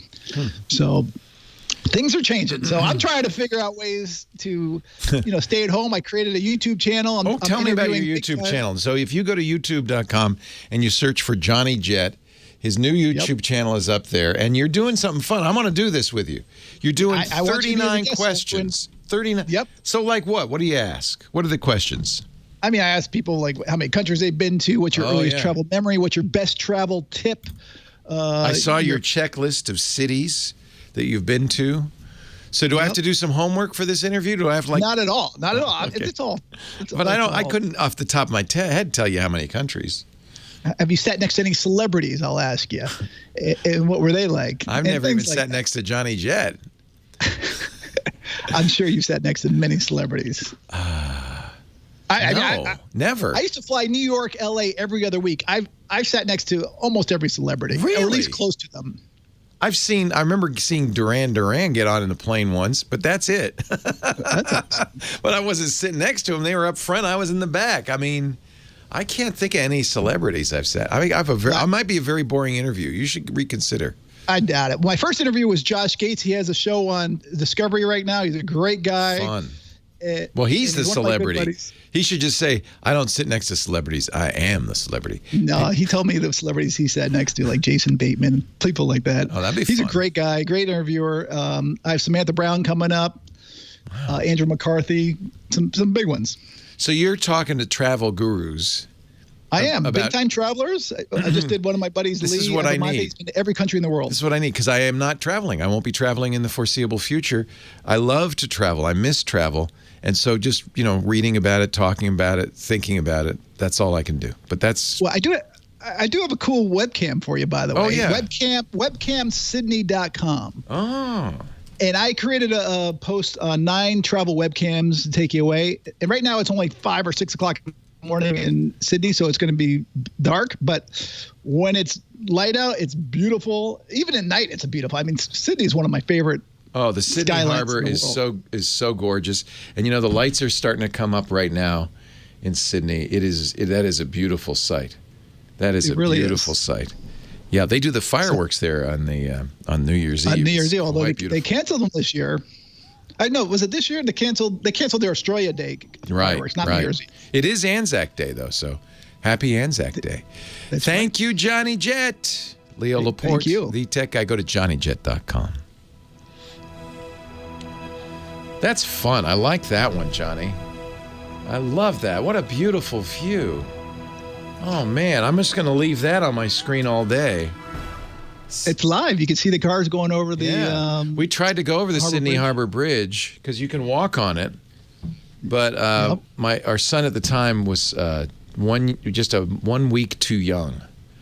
So we couldn't do it, but next time you mean to do the bridge climb? Yeah, climb over it. Yeah, they put overalls on you and you go up in the cable. And I have a fear of heights, and I was supposed to do it, and I was like, I do have to do it, and that's one on my bucket list. But it's high. Once you're up there, it's high. Even walking across a bridge, period, just walking across, where they're driving across is so beautiful. It's scary. It's funny because this is there's the Opera House. There it is. Yeah, there you go. So this is on that side of that. Yeah, our cruise ship parked right there, right on the pier there. It was a beautiful location. Circular Quay. That's where the park. It's one of my favorite. It's one of the most beautiful cities in the world. I love Australia. I do. I do too. And Australia's talking about not opening up for a while. We'll see if that's. I mean, I think what everybody is probably saying or thinking is, we'll see. We'll see. No one knows. No one knows. You're going to let the virus tell you. But I have a feeling it might be a long time until we get kind of widespread testing. I love this idea, though. If you could get testing easy to do, and I am going to do this. I got offered I've been doing a study with my Aura Ring with the University of California, San Francisco, and they said in a couple of weeks we're going to send you an invitation to do an antibody test through the UCSF. And I said, good, I want to see. Because maybe, I don't think I've had it, but if I had, anybody who's had it, you get that golden ticket, and then you can go anywhere. Take advantage of all this. You could travel with impunity. Well, they're saying, WHO came out this morning saying that even if you had the coronavirus, it doesn't mean that you're immune. Yeah, we don't know yet. That's what they said today. Right. And I'm like, what? Are they saying you're definitely not immune, or we don't know if you're immune? They're saying they're not. You're not. Yeah, because there are some viruses that having had it doesn't make you immune from it. You just don't know what to believe these days. Dr. Mom, what did they say? Did they say that we aren't sure yet, or that you really aren't? I knew we weren't sure. There's no evidence of immunity at all, huh? Oh.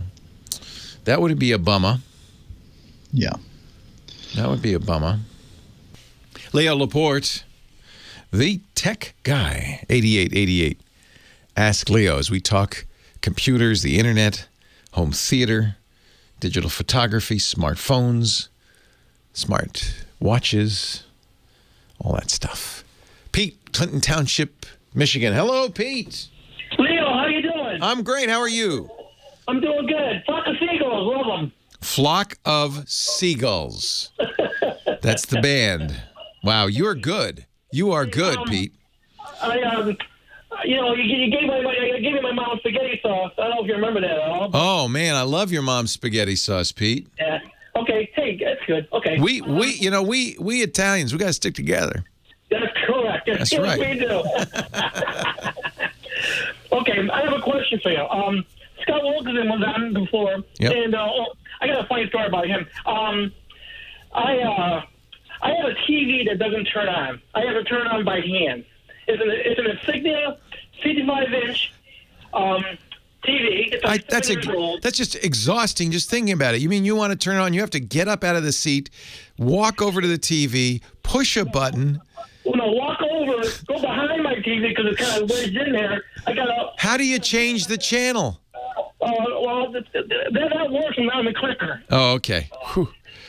Because I think you and I are both old enough to remember the days when your dad would say, get up and change the channel, Leo. That's correct. We were the remote controls, Pete. We were. Yes, we were, Leo. Oh, my God. So, I'm looking for a good quality 55-inch TV that doesn't break the bank. Scott would tell you TCL is definitely one to look at. Okay. They're a Chinese company, TCL, Hisense, and there's one other, and their name is so silly I can't remember it, but you won't find that so readily. But TCL and Hisense are everywhere. They're inexpensive, and because they're trying to break into the U.S. market, the prices are very good. So they're kind of where Vizio used to be for a long time, kind of a second-tier manufacturer trying to be aggressively pricing and decent TVs. I've bought my mom now 2 TCLs. One of the things I like with a TCL is it has a Roku built into it. So they don't try to do their own smart TV. They just license Roku, and that's to me a lot better. So that's what I would look at for sure. And that shouldn't set you back more than a few $100. Wow, okay, great. Wonderful. Thank you. You're welcome. I'm glad to recommend it. I have a story about Scott Wilkinson. My wife is a nurse, and she has a surgeon that works there at the hospital. His name is Scott Wilkinson. Oh. So she turned him on to Scott, so hopefully he'll be checking out Scott's podcast. Does he have a big bushy white beard and laugh like Santa? He does. Oh, he's somebody else then. I gotcha. Well, thank you, Leo. Thank you. Hey, Pete, bless you. Bless you. Take care. I made spaghetti sauce last night, as a matter of fact. And when you make spaghetti sauce in this time of quarantine, you make a lot, don't you? You make a big pot, you freeze it. Freeze half of it. That way we got spaghetti for a long, long time. I'm not alone. I guess I'm looking at CNET. They did reviews of best 55-inch TV for the money, period. TCL. They did like the LG OLED. That's the best one, but not for the money. Oh, yeah. Well, that's almost $2,000 for 55-inch. That's a lot more than the TCL. So for the money, if you want to save money, and it's a good TV. Don't let anybody say, hey, your TV is second best. It's a good TV. Now, they're quoting for a 65, $749. I think it's less than that. I think that's the list price. Let's look at a 55 here. See if I can find a 55. I don't see a 55. I know they have a 55. There it is, $499. That's list. So if a TCL 55-inch 4K UHD QLED with the Roku HDR 6 series lists for $500, you probably can find it for $300 if you shop around. We got Joe on the line from Wichita. Hello, Joe. Hello, can you hear me? I hear you great, Joe. What's up? I want to talk about security vulnerabilities, and I have a concern in this area. Okie doke. I'm wondering what you thought of it. Yeah. Okay, so I'm a security analyst myself, been one for 20 years, and I'm security certified. And I'm perfectly aware of all the types of vulnerabilities you were mentioning earlier, and that there are, in software I'm talking about, custom software. Mm-hmm. And there are vulnerability scanners out there. I think TrustWave has one. Mm-hmm. Quite a few, yeah. Scanning, source code scanning, or the type of scanning where they input data into the browser. Right. And detect the output, see if there's any vulnerabilities. I've been through all that for years and years. But here's the problem. And I've had this question come to me from companies in Europe and in Canada and South America. What if you have an internal person that decides to code something malicious in your software? A backdoor. The scanner's not going to... No, it's not. Backdoor? No automated solution is going to catch everything. It's only going to catch a few things. And I'll tell you what, as you probably know, people like the Google zero-day guys, they spend a lot of time thinking about it. They spend a lot of time looking at code, using their minds. There's no automated scanner that'll find everything. And they'll use fuzzers. You're probably aware of those. Fuzzy testing, yeah, sure. They'll do all kind. They'll do monkey testing where they throw infinite number of inputs at stuff, but nothing finds everything. Right. If it did, we wouldn't have any problems. Right. Right. So Verizon has come out with the DBIR. Are you familiar with that? Yes. Data Breach Investigation Report. Yes. And they've reported, and they do this anonymously, right? And this drives the industry in a way because you look at what hacks are happening the most, they come up with the mitigation techniques for those hacks, right? This is probably something you subscribe to as part of your work, I would guess. Yes. Yeah. Yes. Well, for my work, the security is driven by the customer says how much security they want. Yeah. If you had a warehouse with $500,000 worth of, you wouldn't buy $1 million system. Exactly. So the customers, it depends on what data they have. Do they have credit cards? Do they have bank accounts? Right. And they define how important that data is. You don't. That's right. So they will tell you how much security they want in the system. So, but one thing Verizon has pointed out is that more than half the attacks are internal. Yeah. I think, it's easy. We focus on outside attacks, stranger danger with kids, right? When we know that, for instance, in this case, most of the abuse happens from relatives, people they know. And it's the same thing with attacks. Sometimes security researchers call it the evil maid problem. If somebody has physical access to your machine, they can do almost anything. They can attach a keystroke logger. So if they're writing your source code, if they're writing your software, if they're in your source code, there's nothing they can't do. So these are major problems. You nailed it. And I think you kind of said something very interesting. Companies will only spend what is economically feasible for them for security, which may not be enough. Leo Laporte, the tech guy. I think that's a point, and I ignore it. We ignore it. Probably Steve Gibson ignores it, although we're aware of it. We assume that there's a company could achieve perfect security, but most companies is not economically sensible.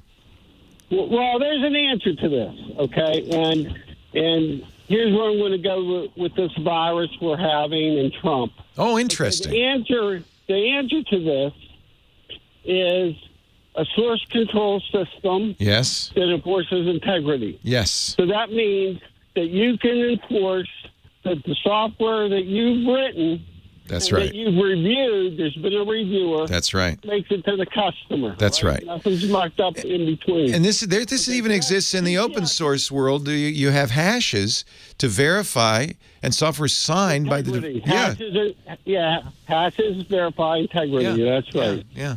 But still, developers can get in there and change code. You want to put a stop to that. That's right. Okay, but I know, and I'm an auditor too.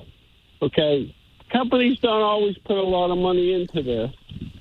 They're not foolproof. And it's happened where a malicious person, insider, has gotten in and put backdoors in that code, okay? And it's made it out to the customer. And it would make it out to more than one customer. It would make it out to every customer that takes that code. We've seen this happen too. Yeah, we've seen this happen with downloads. You know, if you can intercept downloads for known good software and replace it with the same software with a backdoor, and no one's the wiser. We've seen this happen many times. Right. Yeah. Well, this has happened to the Department of Defense, okay? And there was a whistleblower, okay? And here's what happened. It was an American company with 90% of their workforce offshore, non-citizens. Uh-huh. And they were sitting in Moscow. not the first place I'd seek for software developers. And if you think I'm fooling with you... No, I believe you 100%. It's already been adjudicated. It's on the internet. What happened here, and I don't know if this always happens, there's a civil case and then there's a criminal case. Right. Okay, for the same thing. The civil one is public. Okay? So you can log on the internet and see it. There it is. Company got fined $30 million. Whistleblower gets $9 million. Here's what they did. The criminal one, the FBI is not going to release that so easily. So this has already happened. So my point is this. I've been in security field for 20 years. I've watched us go from 90% citizens, 10% green card applicants, not green card people, to the opposite. Then it started going 10% citizens, 90% green card applicants. Right. And then it got worse after that. They said, hey, we can do it even cheaper if we offshore. Right. I'm saying I have our own employees work in another country, not citizens. So my point, like Trump says, we shouldn't allow citizens to come in the country. First off, I have a problem here. I think we should hire citizens first. I'll be honest with you. I don't think citizens are any safer. I think, no. Was Edward Snowden a citizen? Is Chelsea Manning a citizen? Percentage-wise, I think they were. Well, this is the point. Is I don't think that's a cure for it, because I think you can have untrustworthy people whether they have a citizenship or not. Somebody being a citizen of the United States doesn't make them trustworthy or a patriot. Admittedly, if you're getting your coding done in Belarus or Ukraine or China, they're not patriotic. They're not. So you still have, but I guess my point would be eliminating offshore coding is not going to fix the problem any more than, it was fixed when it was only citizens. You got to have audits. You got to have security in place. You just have to. Doesn't matter. I think you're fixing the wrong problem by saying, well, only the programmers have to be U.S. citizens. That's not going to make it secure. It's not. We didn't suddenly have security flaws because non-U.S. citizens were writing our code. First of all, it's not practical. To be honest with you, a lot of most companies are hiring H-1B visa programmers because we can't get enough programmers in the U.S. But assuming you could, would it make it safer? No. That's absurd. That's absurd. A citizen is not less of a security risk.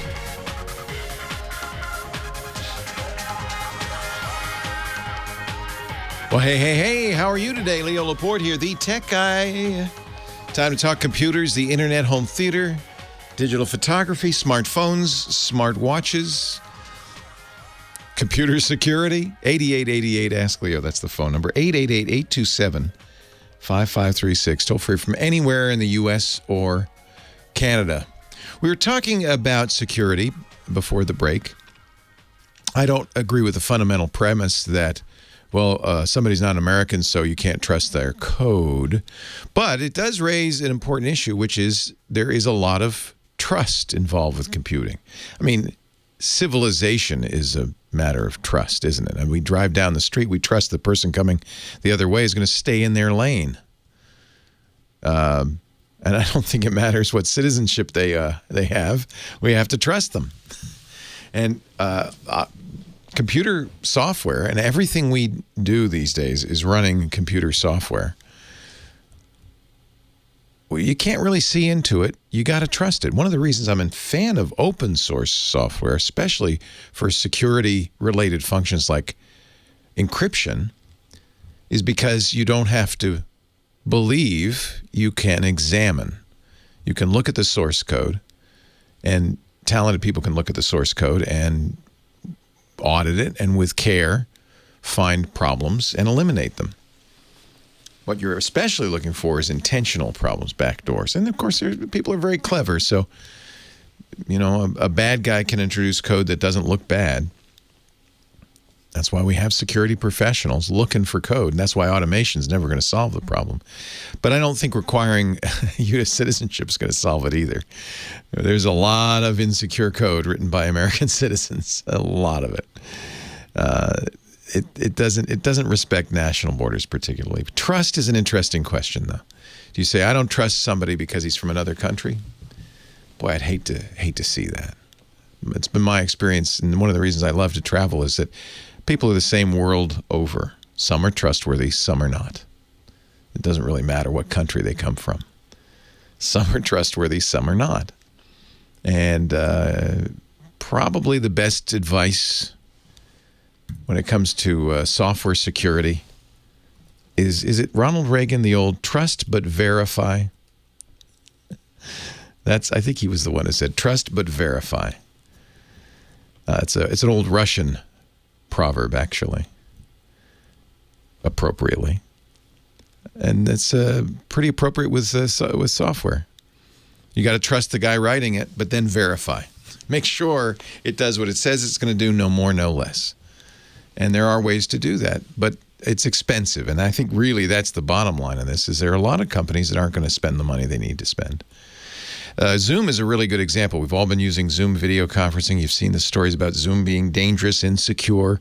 There are two different kinds of problems with Zoom. One, it was designed for business, not designed for end users, and it was designed with convenience in mind, not security.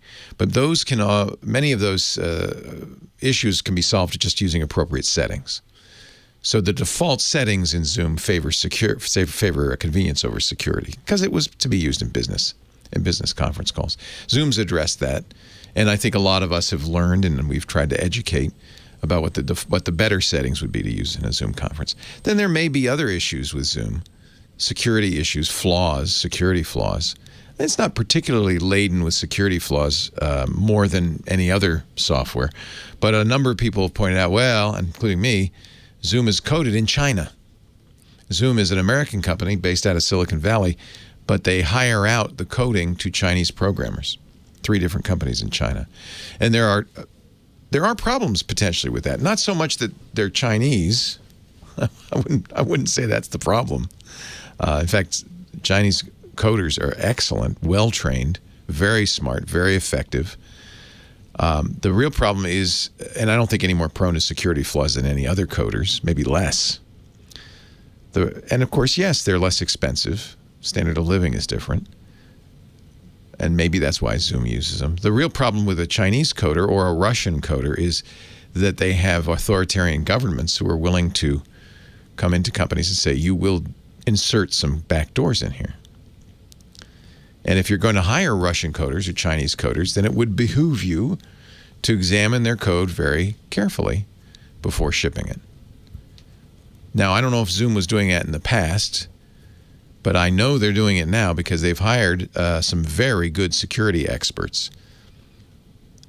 They even said, and I think this was smart of them, they realized that with the fabulous growth they've had since the shelter-in-place orders, they went from 10 million monthly active users in December to 400 million last month.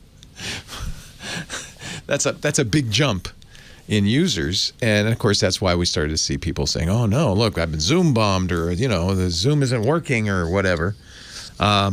They said, "No, we're going to stop developing features. That's it. And all the programmers are going to work on security." And I don't think the fact that the programmers are in China is a problem. They hired a consultant named Alex Stamos, who was very well known to the security community. He worked at Facebook, before that at Yahoo, and is well known and well respected. They also hired a company called Luda Security, run by a woman named Katie Mazuris, who is a very, very respected security researcher. Luda will now be doing bug bounties and bug testing for Zoom. All of this is really good news. This is a company that said, here, we have an opportunity. We could be the #1 video conferencing company in the world if people but trusted us. So what are we going to do? We're going to make sure people can trust us. It's all about trust. And there are well-known methods in place if you're willing to spend the money, and they've got the money to do it now. There are well-known methods in place to make sure that this code, wherever it's written, China, Russia, the U.S., Minnesota, wherever, that it's trustworthy. And believe me, insecure code can be written by people of any nationality. So I think it's very simplistic to say, well, we just should only use American citizens. That does not solve the problem at all. Not at all. 8888 Ask Leo is the phone number. On we go with the show. Mike is in Cerritos, California. Hello, Mike. Hi, Leo. Thanks for taking my call. I really appreciate it. Well, it's my pleasure. Thanks for calling.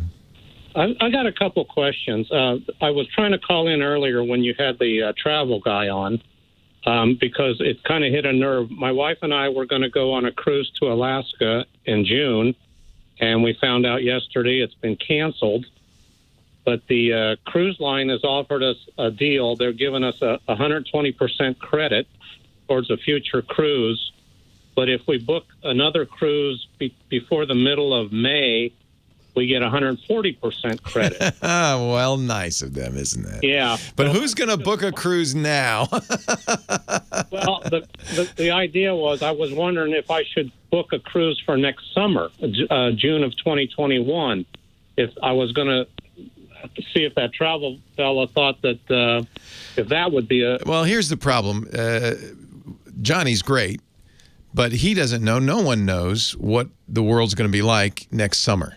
It might be all over. It might not be. And so, of course, the cruise company doesn't want to give you your cash back. Yeah. I was fortunate. We had a cruise booked with Silversea, which is owned by Royal Caribbean. But we canceled. So we had booked it for January of next year. And so we canceled well within the contractual limit to get our money back. So they didn't have an option. It's a little different for you because your cruise must have been upcoming, right? It was going to be in the middle of June this year. Soon, right? And so that's more of a problem because if you look at the contract, they're not required to give you your money back this close. They've offered to give us our money back or 120%. Oh, I would take cash. If they're being generous enough, there are some cruise companies apparently are not offering cash back. If they're offering you your money back, I'd take it. Oh, okay. I know it's tempting, but it's just a gamble, and maybe you're more of a gambler than I am. And Johnny doesn't know because no one knows. It's really the virus will tell us when it's okay to do it again.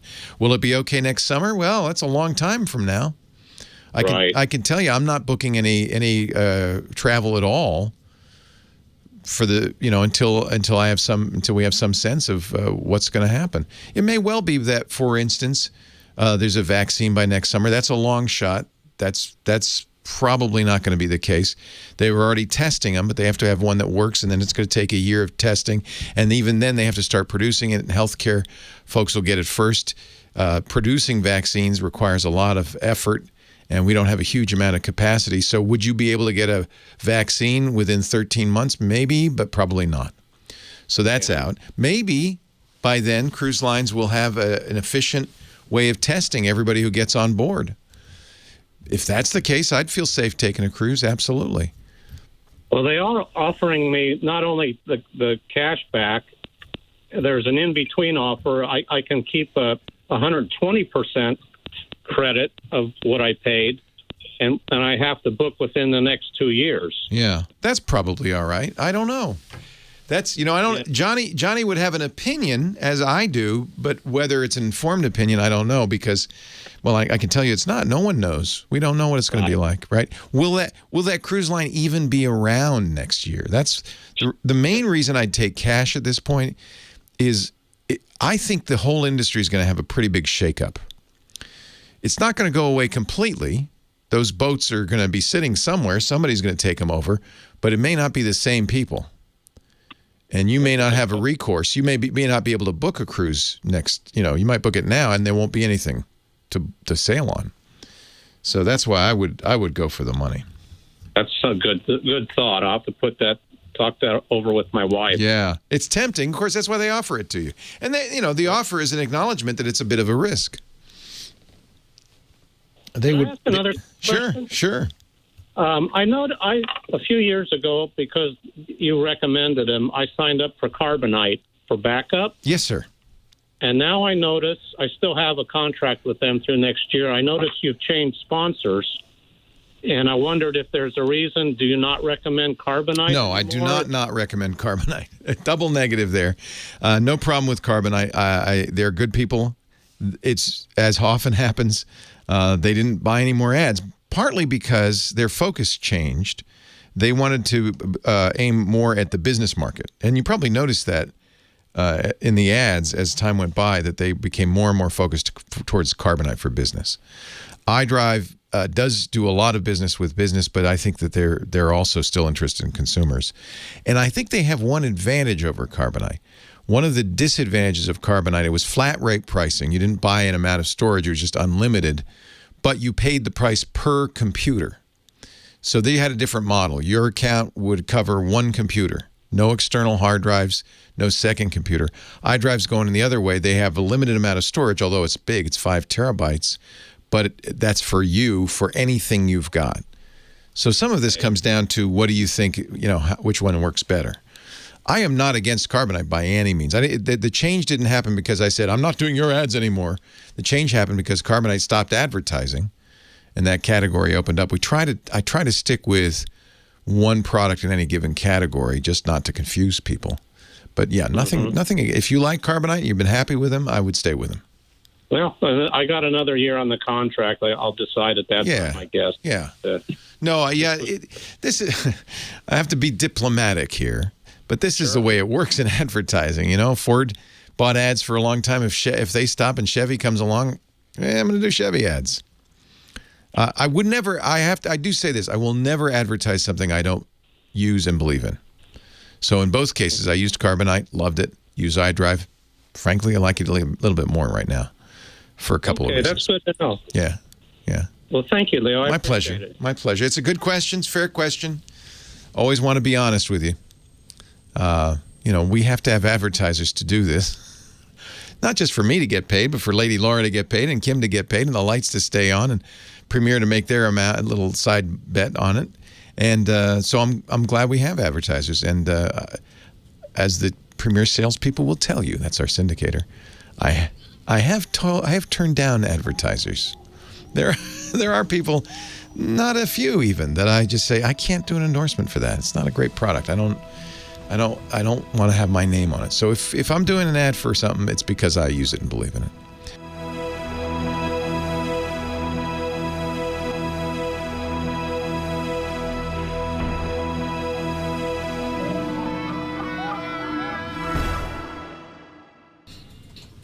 Leo Laporte, the tech guy.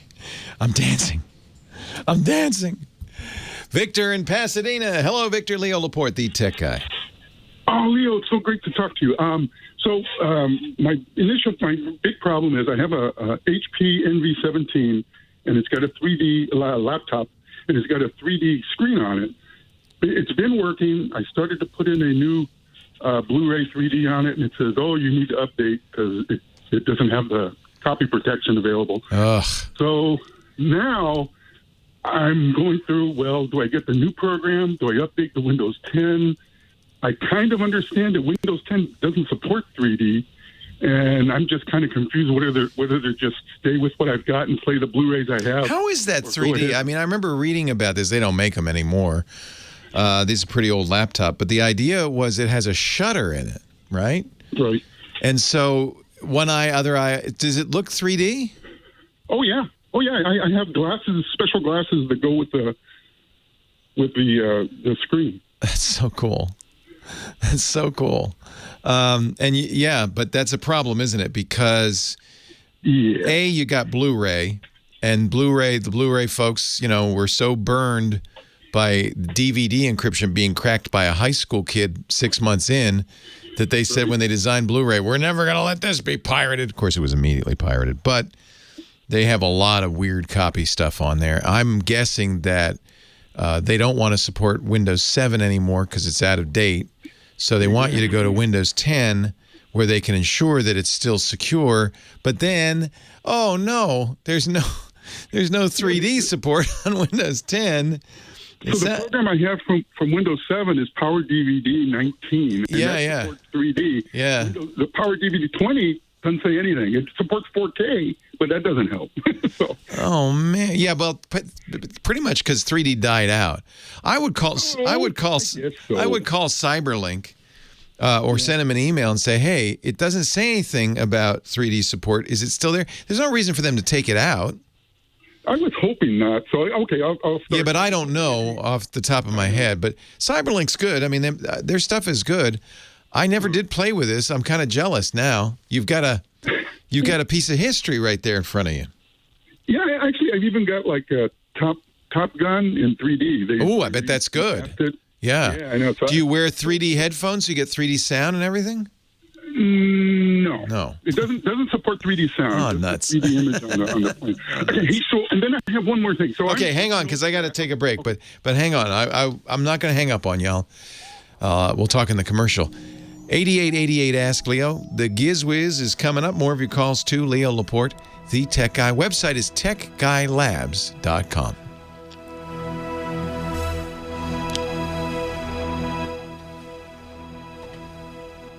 Sorry about that, Victor. I had to. Not a problem. Break. And it's probably more for your triangulation type show. But good. I'm an older guy. I've spent my whole career working on like these paranoia projects for the government, all sorts of crazy things I can't talk about. Oh, really? You work for a 3-letter agency? No, for contractors that work for 3-letter. Oh, interesting. My last 6 months with JPL, who laid me off because of the coronavirus. I'm sorry. I'm sorry. Now I'm going through a sort of, maybe not really a crisis, but given all this time, I'm thinking a lot. And it's sort of like, I don't really see going forward that the incredible amount of money we've spent on these kind of programs is going to be able to be justified anymore. Given that we should have been spending on pandemic control. Oh, yeah, we kind of blew it, didn't we? But but I got to tell you, here's the fear I have, and a lot of civil libertarians have, is that the same people who wanted this kind of they called it total information awareness, right? TIA. That's what the NSA program was. The same people they're not giving it up. They don't want to give it up. They say, and so what they're going to do, I think, is say, oh, look, here's a perfect opportunity to get something on everybody's phone that'll tell us where they are at all times. Well, to be honest, I think that's a much more economical way to approach it. Well, it is. my issue is I've been working on satellites and things that cost incredible amounts of money. I see. Yeah, we don't need satellites. I mean, we need satellites to get to see into other nations. So if you want to know if Russia's building a missile complex, how are you going to do it without a satellite, right? I don't know if you've heard about this, but Northrop Grumman has a program, and this is out in the open, so there's nothing classified, but they have a robotic satellite that they launch for disabled satellites that have run out of fuel. Wow. It attaches, serves as a fuel tank, and attaches and stays there for about 10 years. When it's done, it deorbits it and finds another one to help. Nobody's going to build the satellites anymore. Well, you know, economically, I think we're in a crisis. Here's the question. What's the U.S. going to look like coming out of this in a couple of years? Are we going to be a first world nation or a third world nation? Well, I'm really skeptical, and I know people always want to look, well, there's a good side and a bad side. I really think we're not going to get a vaccine, and this virus isn't going to be something that once you get it, you can't get it again. And I just then we're really in trouble, right? Then we've got to just. I know we're in trouble. So going forward. My son, thank God, he's in the medical field, and I think going forward he'll have a career. I was in aerospace back in the 80s and 90s when there was a big shakeup, and I had a career. Yeah, but that ain't going forward. I don't think that's going to work. Well, are you old enough to retire now? Do you have enough pension to retire? That's what, yes, absolutely. Thank God, knock on wood, right? Yeah, absolutely. Yeah. Well, Victor, though, we're of a certain age. This is what happens. The world changes underneath us, right? Yeah. And we become old dogs. And oh, ouch. I know. I know. Think I'm enjoying it? But that's the way it is. And I guess the best thing to do is to gain some wisdom, be gracious about it, and support our kids in becoming the next generation. Maybe they'll do a little better than we did. Yeah. All right. Well, hey, thank you for. I was hoping that maybe there might be some alternative to play 3D Blu-ray. This I don't know. I think a good question for Cyberlink, though. I wouldn't. You know, why would they take it out? They may not be hyping it because nobody's making these devices anymore. Unless it was hard to maintain or there was some other issue, why would they take it out? I think it's at least a 50-50 chance it's still there. They just don't put it on the box. Yeah, so I'll call them first before I blow away the I absolutely would, yeah. And they may have some suggestions. Okay, thank you for your time. And great to talk to you. Forever, and thanks. We can go. One of the things I used to do is Leo wrong, and do I have a better solution? I love that. Keep doing it. And call me anytime, Victor. Okay, bye, Leo. We old dogs have to stick together. Oh, dear, yeah, I guess. Leo Laporte, let's get ready to rock. The tech guy, 8888, Ask Leo. I'll tell you how old that song is. There's no synthesizer in it. 8888, Ask Leo. No auto-tune either, right? Kevin, Vancouver, Leo Laporte, the tech guy. Hi, Kevin, British Columbia. Welcome. Hey, Leo. How are you doing today? I am great. How are you? How are things in Vancouver? I love your city. Used to come up there once a month to do the TV show. Love it. It's a beautiful sunny day up here. Nice. Spring has arrived. It's and I live across from the beach, so I'm pretty lucky. Very nice. Yeah. So I wanted to say thanks for hiring Ant and Micah. I think with those two additions, you're firing on all cylinders, and it's. I love the new shorts you're doing on different topics. Thank you. I should mention for those listening to the radio show, which is almost everybody, Kevin's talking about the podcast network This Week in Tech. And we have two new hosts we brought in, young guys, because, well, we need some young blood, Ant Pruitt and Micah Sargent. And, yeah, I agree with you. They're stars. They're great. I'm glad you like their shows. That's great. Thank you, Kevin. Great.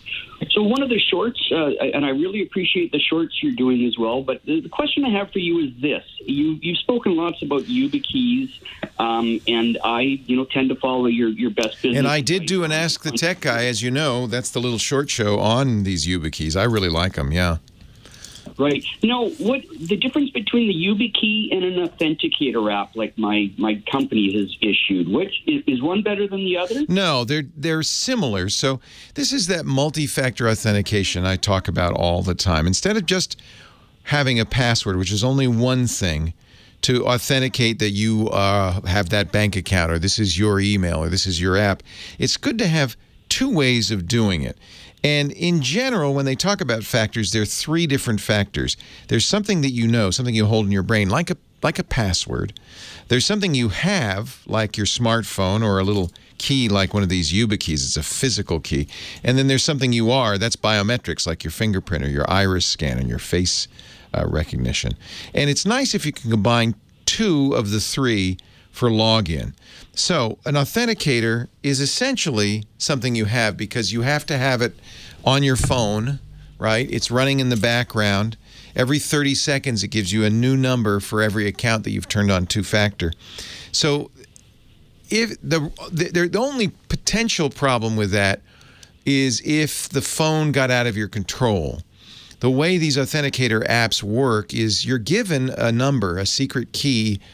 Let's talk about your bank. Let's say your bank's using this. Your bank, to set up the authenticator, you've probably done this. You'll take a picture of a QR code on the screen. That really is just passing along a long secret key. It's almost like a second password, which that authenticator app then merges with the time of day to create that 6-digit number. It's called a time-oriented one-time password. It's a good system, except that secret key is the weakness because it's really not tied to your phone. It is, and if somebody got your phone and got the secret key off your phone or was able to intercept the secret key, they'd be able to generate the one-time password. So that's, and it's only a potential theoretical risk. These YubiKeys, they'd have to get the physical key. They'd have to actually get the key from me. They'd have to pick my pocket or get into my house. Generally, the way YubiKeys work, and there are other, by the way, physical keys. In fact, my first one came from PayPal. It was a football-shaped little keychain dongle that had a LCD screen that would give you the 6-digit number on it. YubiKeys do generate a one-time, time-based one-time password. They have some circuitry and a CPU in there to do that, but it's also got the special number that's associated with the YubiKey. And so it's a lot harder to crack. You'd have to physically, in my opinion, you'd have to physically get the YubiKey. I don't know of any other way around that. And so I have one safely stored at home. You could put it in a safety deposit box. You should always have a second one in case you lose the first one, and one on my keychain. So if a bad guy wanted to steal my bank account, there'd be two ways potentially. He could steal my phone. And if he could unlock it, of course, that's another one. If you lock your phone and you keep it secure, I think an authenticator is probably just as good as a YubiKey. So if he could unlock it and get to my authenticator, or maybe intercept the secret on the way to me, then he'd have a way to get in. But he'd still need to know my password, remember? So that's why it's two is better than one. YubiKey, he'd have to pick my pocket or mug me and steal my YubiKey. So I think they're pretty close. What's worse, what you shouldn't use, and it should never even be used as a fallback, unfortunately every bank does, and you probably know this too, is SMS, text messaging, because it's very easy for a bad guy to spoof your phone number and steal your text messages. So it's a targeted attack. They'd have to be going after you specifically. You know, they say, I want to get Kevin's bank account. Then what's Kevin's cell phone number? And then from then they could probably spoof it. So that's why an SMS message isn't as good, but it's also better than nothing because probably most people aren't going after Leo or Kevin. We're not agents for a foreign government or anything like that. And most banks up here do use SMS for the second. Almost ever. I've never seen a bank that doesn't. And the reason is everybody can, people can figure that out. And so it's at least a fallback. Very few, Google, Twitter, there are only a few companies that don't allow SMS fallback.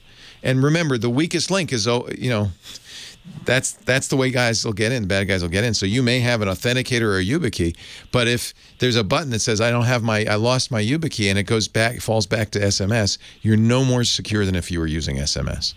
So that's the thing to remember. Always, if you can, disable text messaging for that second factor. It's a great question. Yeah, we do have a longer Ask the Tech Guy talking more about these. I think if there's one takeaway for security, I would tell everybody listening, if you can, turn on two-factor. Even if it's SMS, it's so much better than just a password. Yeah, and that's what I'm trying to do in the house here but we're just trying to decide whether it should be, like the Microsoft Authenticator app or a YubiKey. Yeah, the disadvantage of the YubiKey is it costs money and it's a physical device and you can't lose it and blah, blah, blah. If I were going to use an authenticator app, I'd use Authy, A-U-T-H-Y. It's free from a company called Twilio. They're a very good company. And Authy has one advantage over Microsoft Authenticator or Google's Authenticator. You can get a new phone and automatically download all your keys. You don't have to start over. Oh, yeah. I learned that lesson with Google. I lost all of the authenticators before I never used it. It's a pain in the butt. Mike, does Microsoft let you use your Microsoft account to store the keys? They might. If they did, then it does. I think it backs up to your iCloud or then that would the OneDrive. That would be then I would say Microsoft just as good. Yeah, maybe even better because you probably can trust Microsoft. You know who they are. Yeah. Hey, it's good to talk to you, Kevin. Take care. Have a nice weekend. Say hi to Gastown. Yeah, you bet. Bye-bye. Take care. It's the old part of Vancouver, my favorite part. Although, gosh, that bay and Whistler and what a view. What a beautiful area. Dick DeBartolo, Mad's Maddest Writer. Our GizWiz is coming up in just a minute with some crazy gizmo or gadget.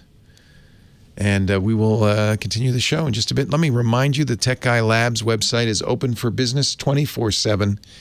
You can go there. There's no sign up. There's no fee. Search. If you hear something on a show, you don't have to write it down. All the websites, everything I mentioned, including a link to YubiKey and more information, even the Ask the Tech Guy segment where I talk about two-factor authentication and third-party devices like the YubiKey. That's all going to be there, techguylabs.com. Thanks to James DeRuvo, who's writing it all down. We even put audio and video from the show after the fact there, so it's a complete collection. And the I should give myself a plug, the Twit podcasts, which if you're a serious tech nut, we do it. I mean, that's where we really go deep dive into stuff like this. Security, Windows, Macintosh. That's at twit.tv, TWIT.tv. And there's lots of good stuff there. Leo Laporte, the tech guy. The GizWiz, right after this.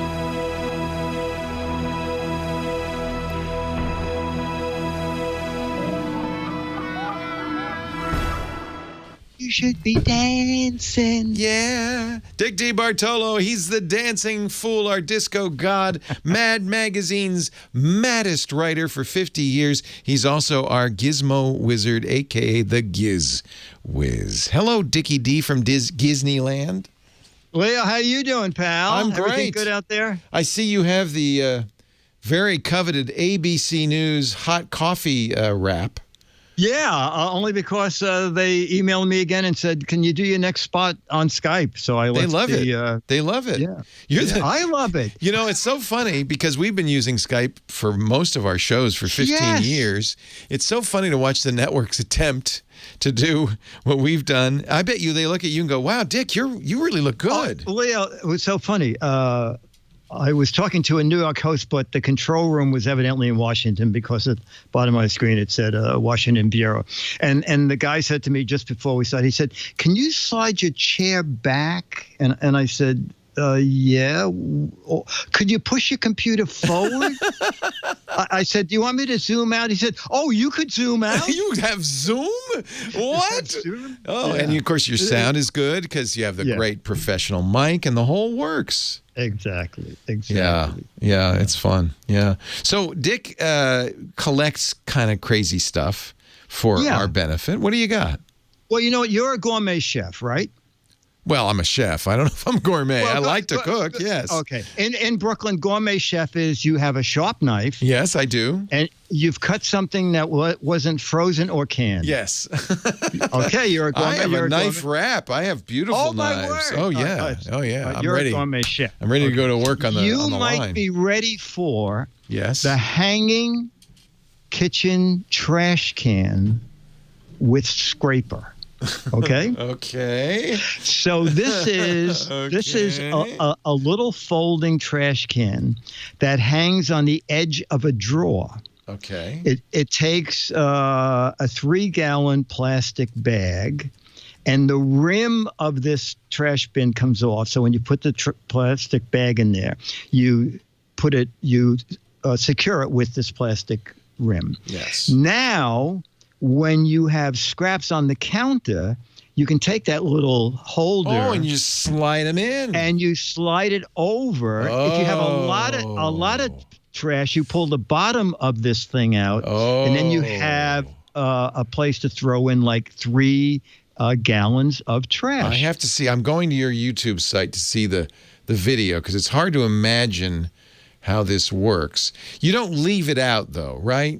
No, you know what? You can hang it on the outside of a cabinet, and then when company's not there, just flip it around so it hangs inside the cabinet, so you don't see it. Yeah. Perfect. Exactly. Perfect. It's pretty clever. It's I paid $20, but I was looking online earlier. But this is the time, when you're doing a lot of chopping and there, you got carrot tops and ends and stuff, and you just want to be able to sweep it in as you're going. There you go. Yeah. There you go. I completely get that. Yeah. And also in the back of the car for the kids, it can hang in the seat pocket. I'd like to sweep the kids into it. Can I do that? Will they fit? You have to get the really big one to do. Jumbo size. Jumbo size. Oh, this is clever. I think this is a good thing. You have a lot of kitchen. It looks like you got a lot of knives. You have a pretty good kitchen set up there. That happens to be Dennis. Oh, yeah, of course. He's the cook. My kitchen has a fork and a peanut butter scraper. There's a couple of computers in there. There's all sorts of exactly. Well, in New York, you're lucky to have anything. This looks good. I'm looking at the video. If you want to see the video and find out where to order this thing, all you have to do is go to GizWiz.biz, GizWiz.biz,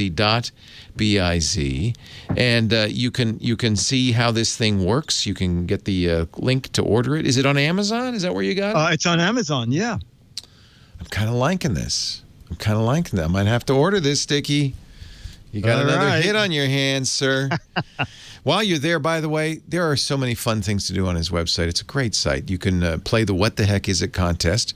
Just about 6 days left before the end of the month.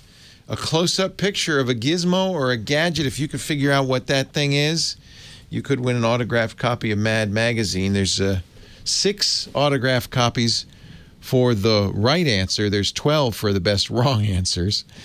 Judges' decisions are final.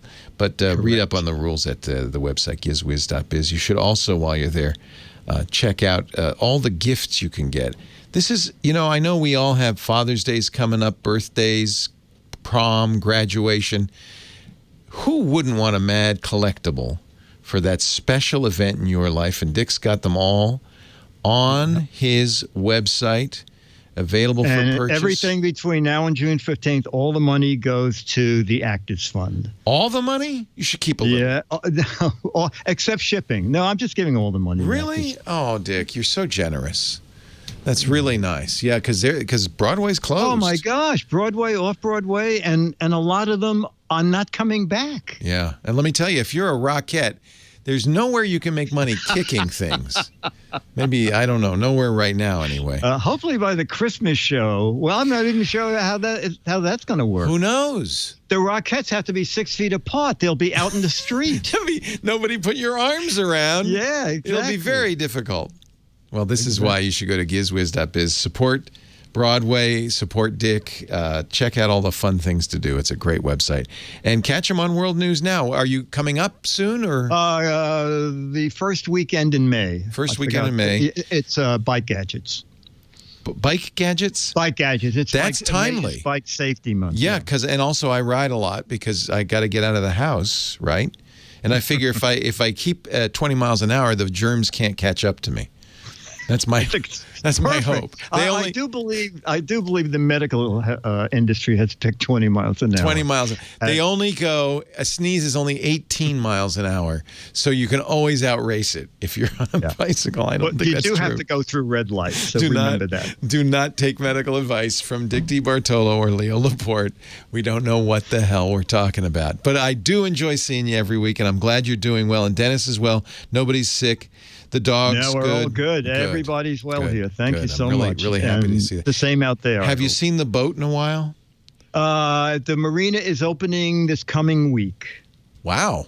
That's great Only news. for families. You cannot bring guests out, but we're just happy to go down there and have lunch. And would you be able to take a cruise? You would. You'd be able to. Yeah, yes. As long as it's just family members. It's kind of fun. There's no traffic. I love bicycling right now. There's nobody on the streets. I bet it's really fun. Are you on the Hudson or? The Hudson. And we were walking Charlie the other night, and I said to Dennis, "Listen for a minute." And Dennis said, "I don't hear a thing." I said, "Yes." When have you ever heard that in your whole life living in Manhattan? Next to the West Side Highway for about 45 seconds, not one car went by. It was astounding. It's amazing. I kind of wish. Okay, this is heresy, but I kind of wish it would stay this way. I kind of like it. Well, it's going to be a little hard for people to make a living if everybody stays in their house. Well, fortunately, you and I are lucky. We just ordered takeout. We've been staying doing our work in our house. This is what we do for a living. Years. Yeah. I'd never leave the home if I didn't have to. Dick DeBartolo, Mad's maddest writer, and the GizWiz, GizWiz.biz. Enjoy the great GizWiz podcast, too, with Chad Johnson. That's at GizWiz.tv. Thank you, Dickie D. Stay safe, stay healthy. You too. I'll see you next week. Take care. Thank you, Lady Laura, our musical director. Thank you to Kim Schaffer, our phone angel. Most of all, thanks to you for being here. Couldn't do it without you. Let's get together again next time, shall we? It's just fun talking. It's nice to have somebody to talk to, right? I'm Leo Laporte, the tech guy. Have a safe Geek Week. Well, that's it for the Tech Guy Show for today. Thank you so much for being here. And don't forget, TWIT, T-W-I-T. It stands for This Week in Tech, and you'll find it at twit.tv, including the podcasts for this show. We talk about Windows on Windows Weekly, Macintosh on MacBreak Weekly, iPads, iPhones, Apple Watches on iOS Today, security on Security Now. I mean, I can go on and on and on. And, of course, the big show every Sunday afternoon, This Week in Tech. You'll find it all at twit.tv. And I'll be back next week with another great Tech Guys show. Thanks for joining me. We'll see you next time.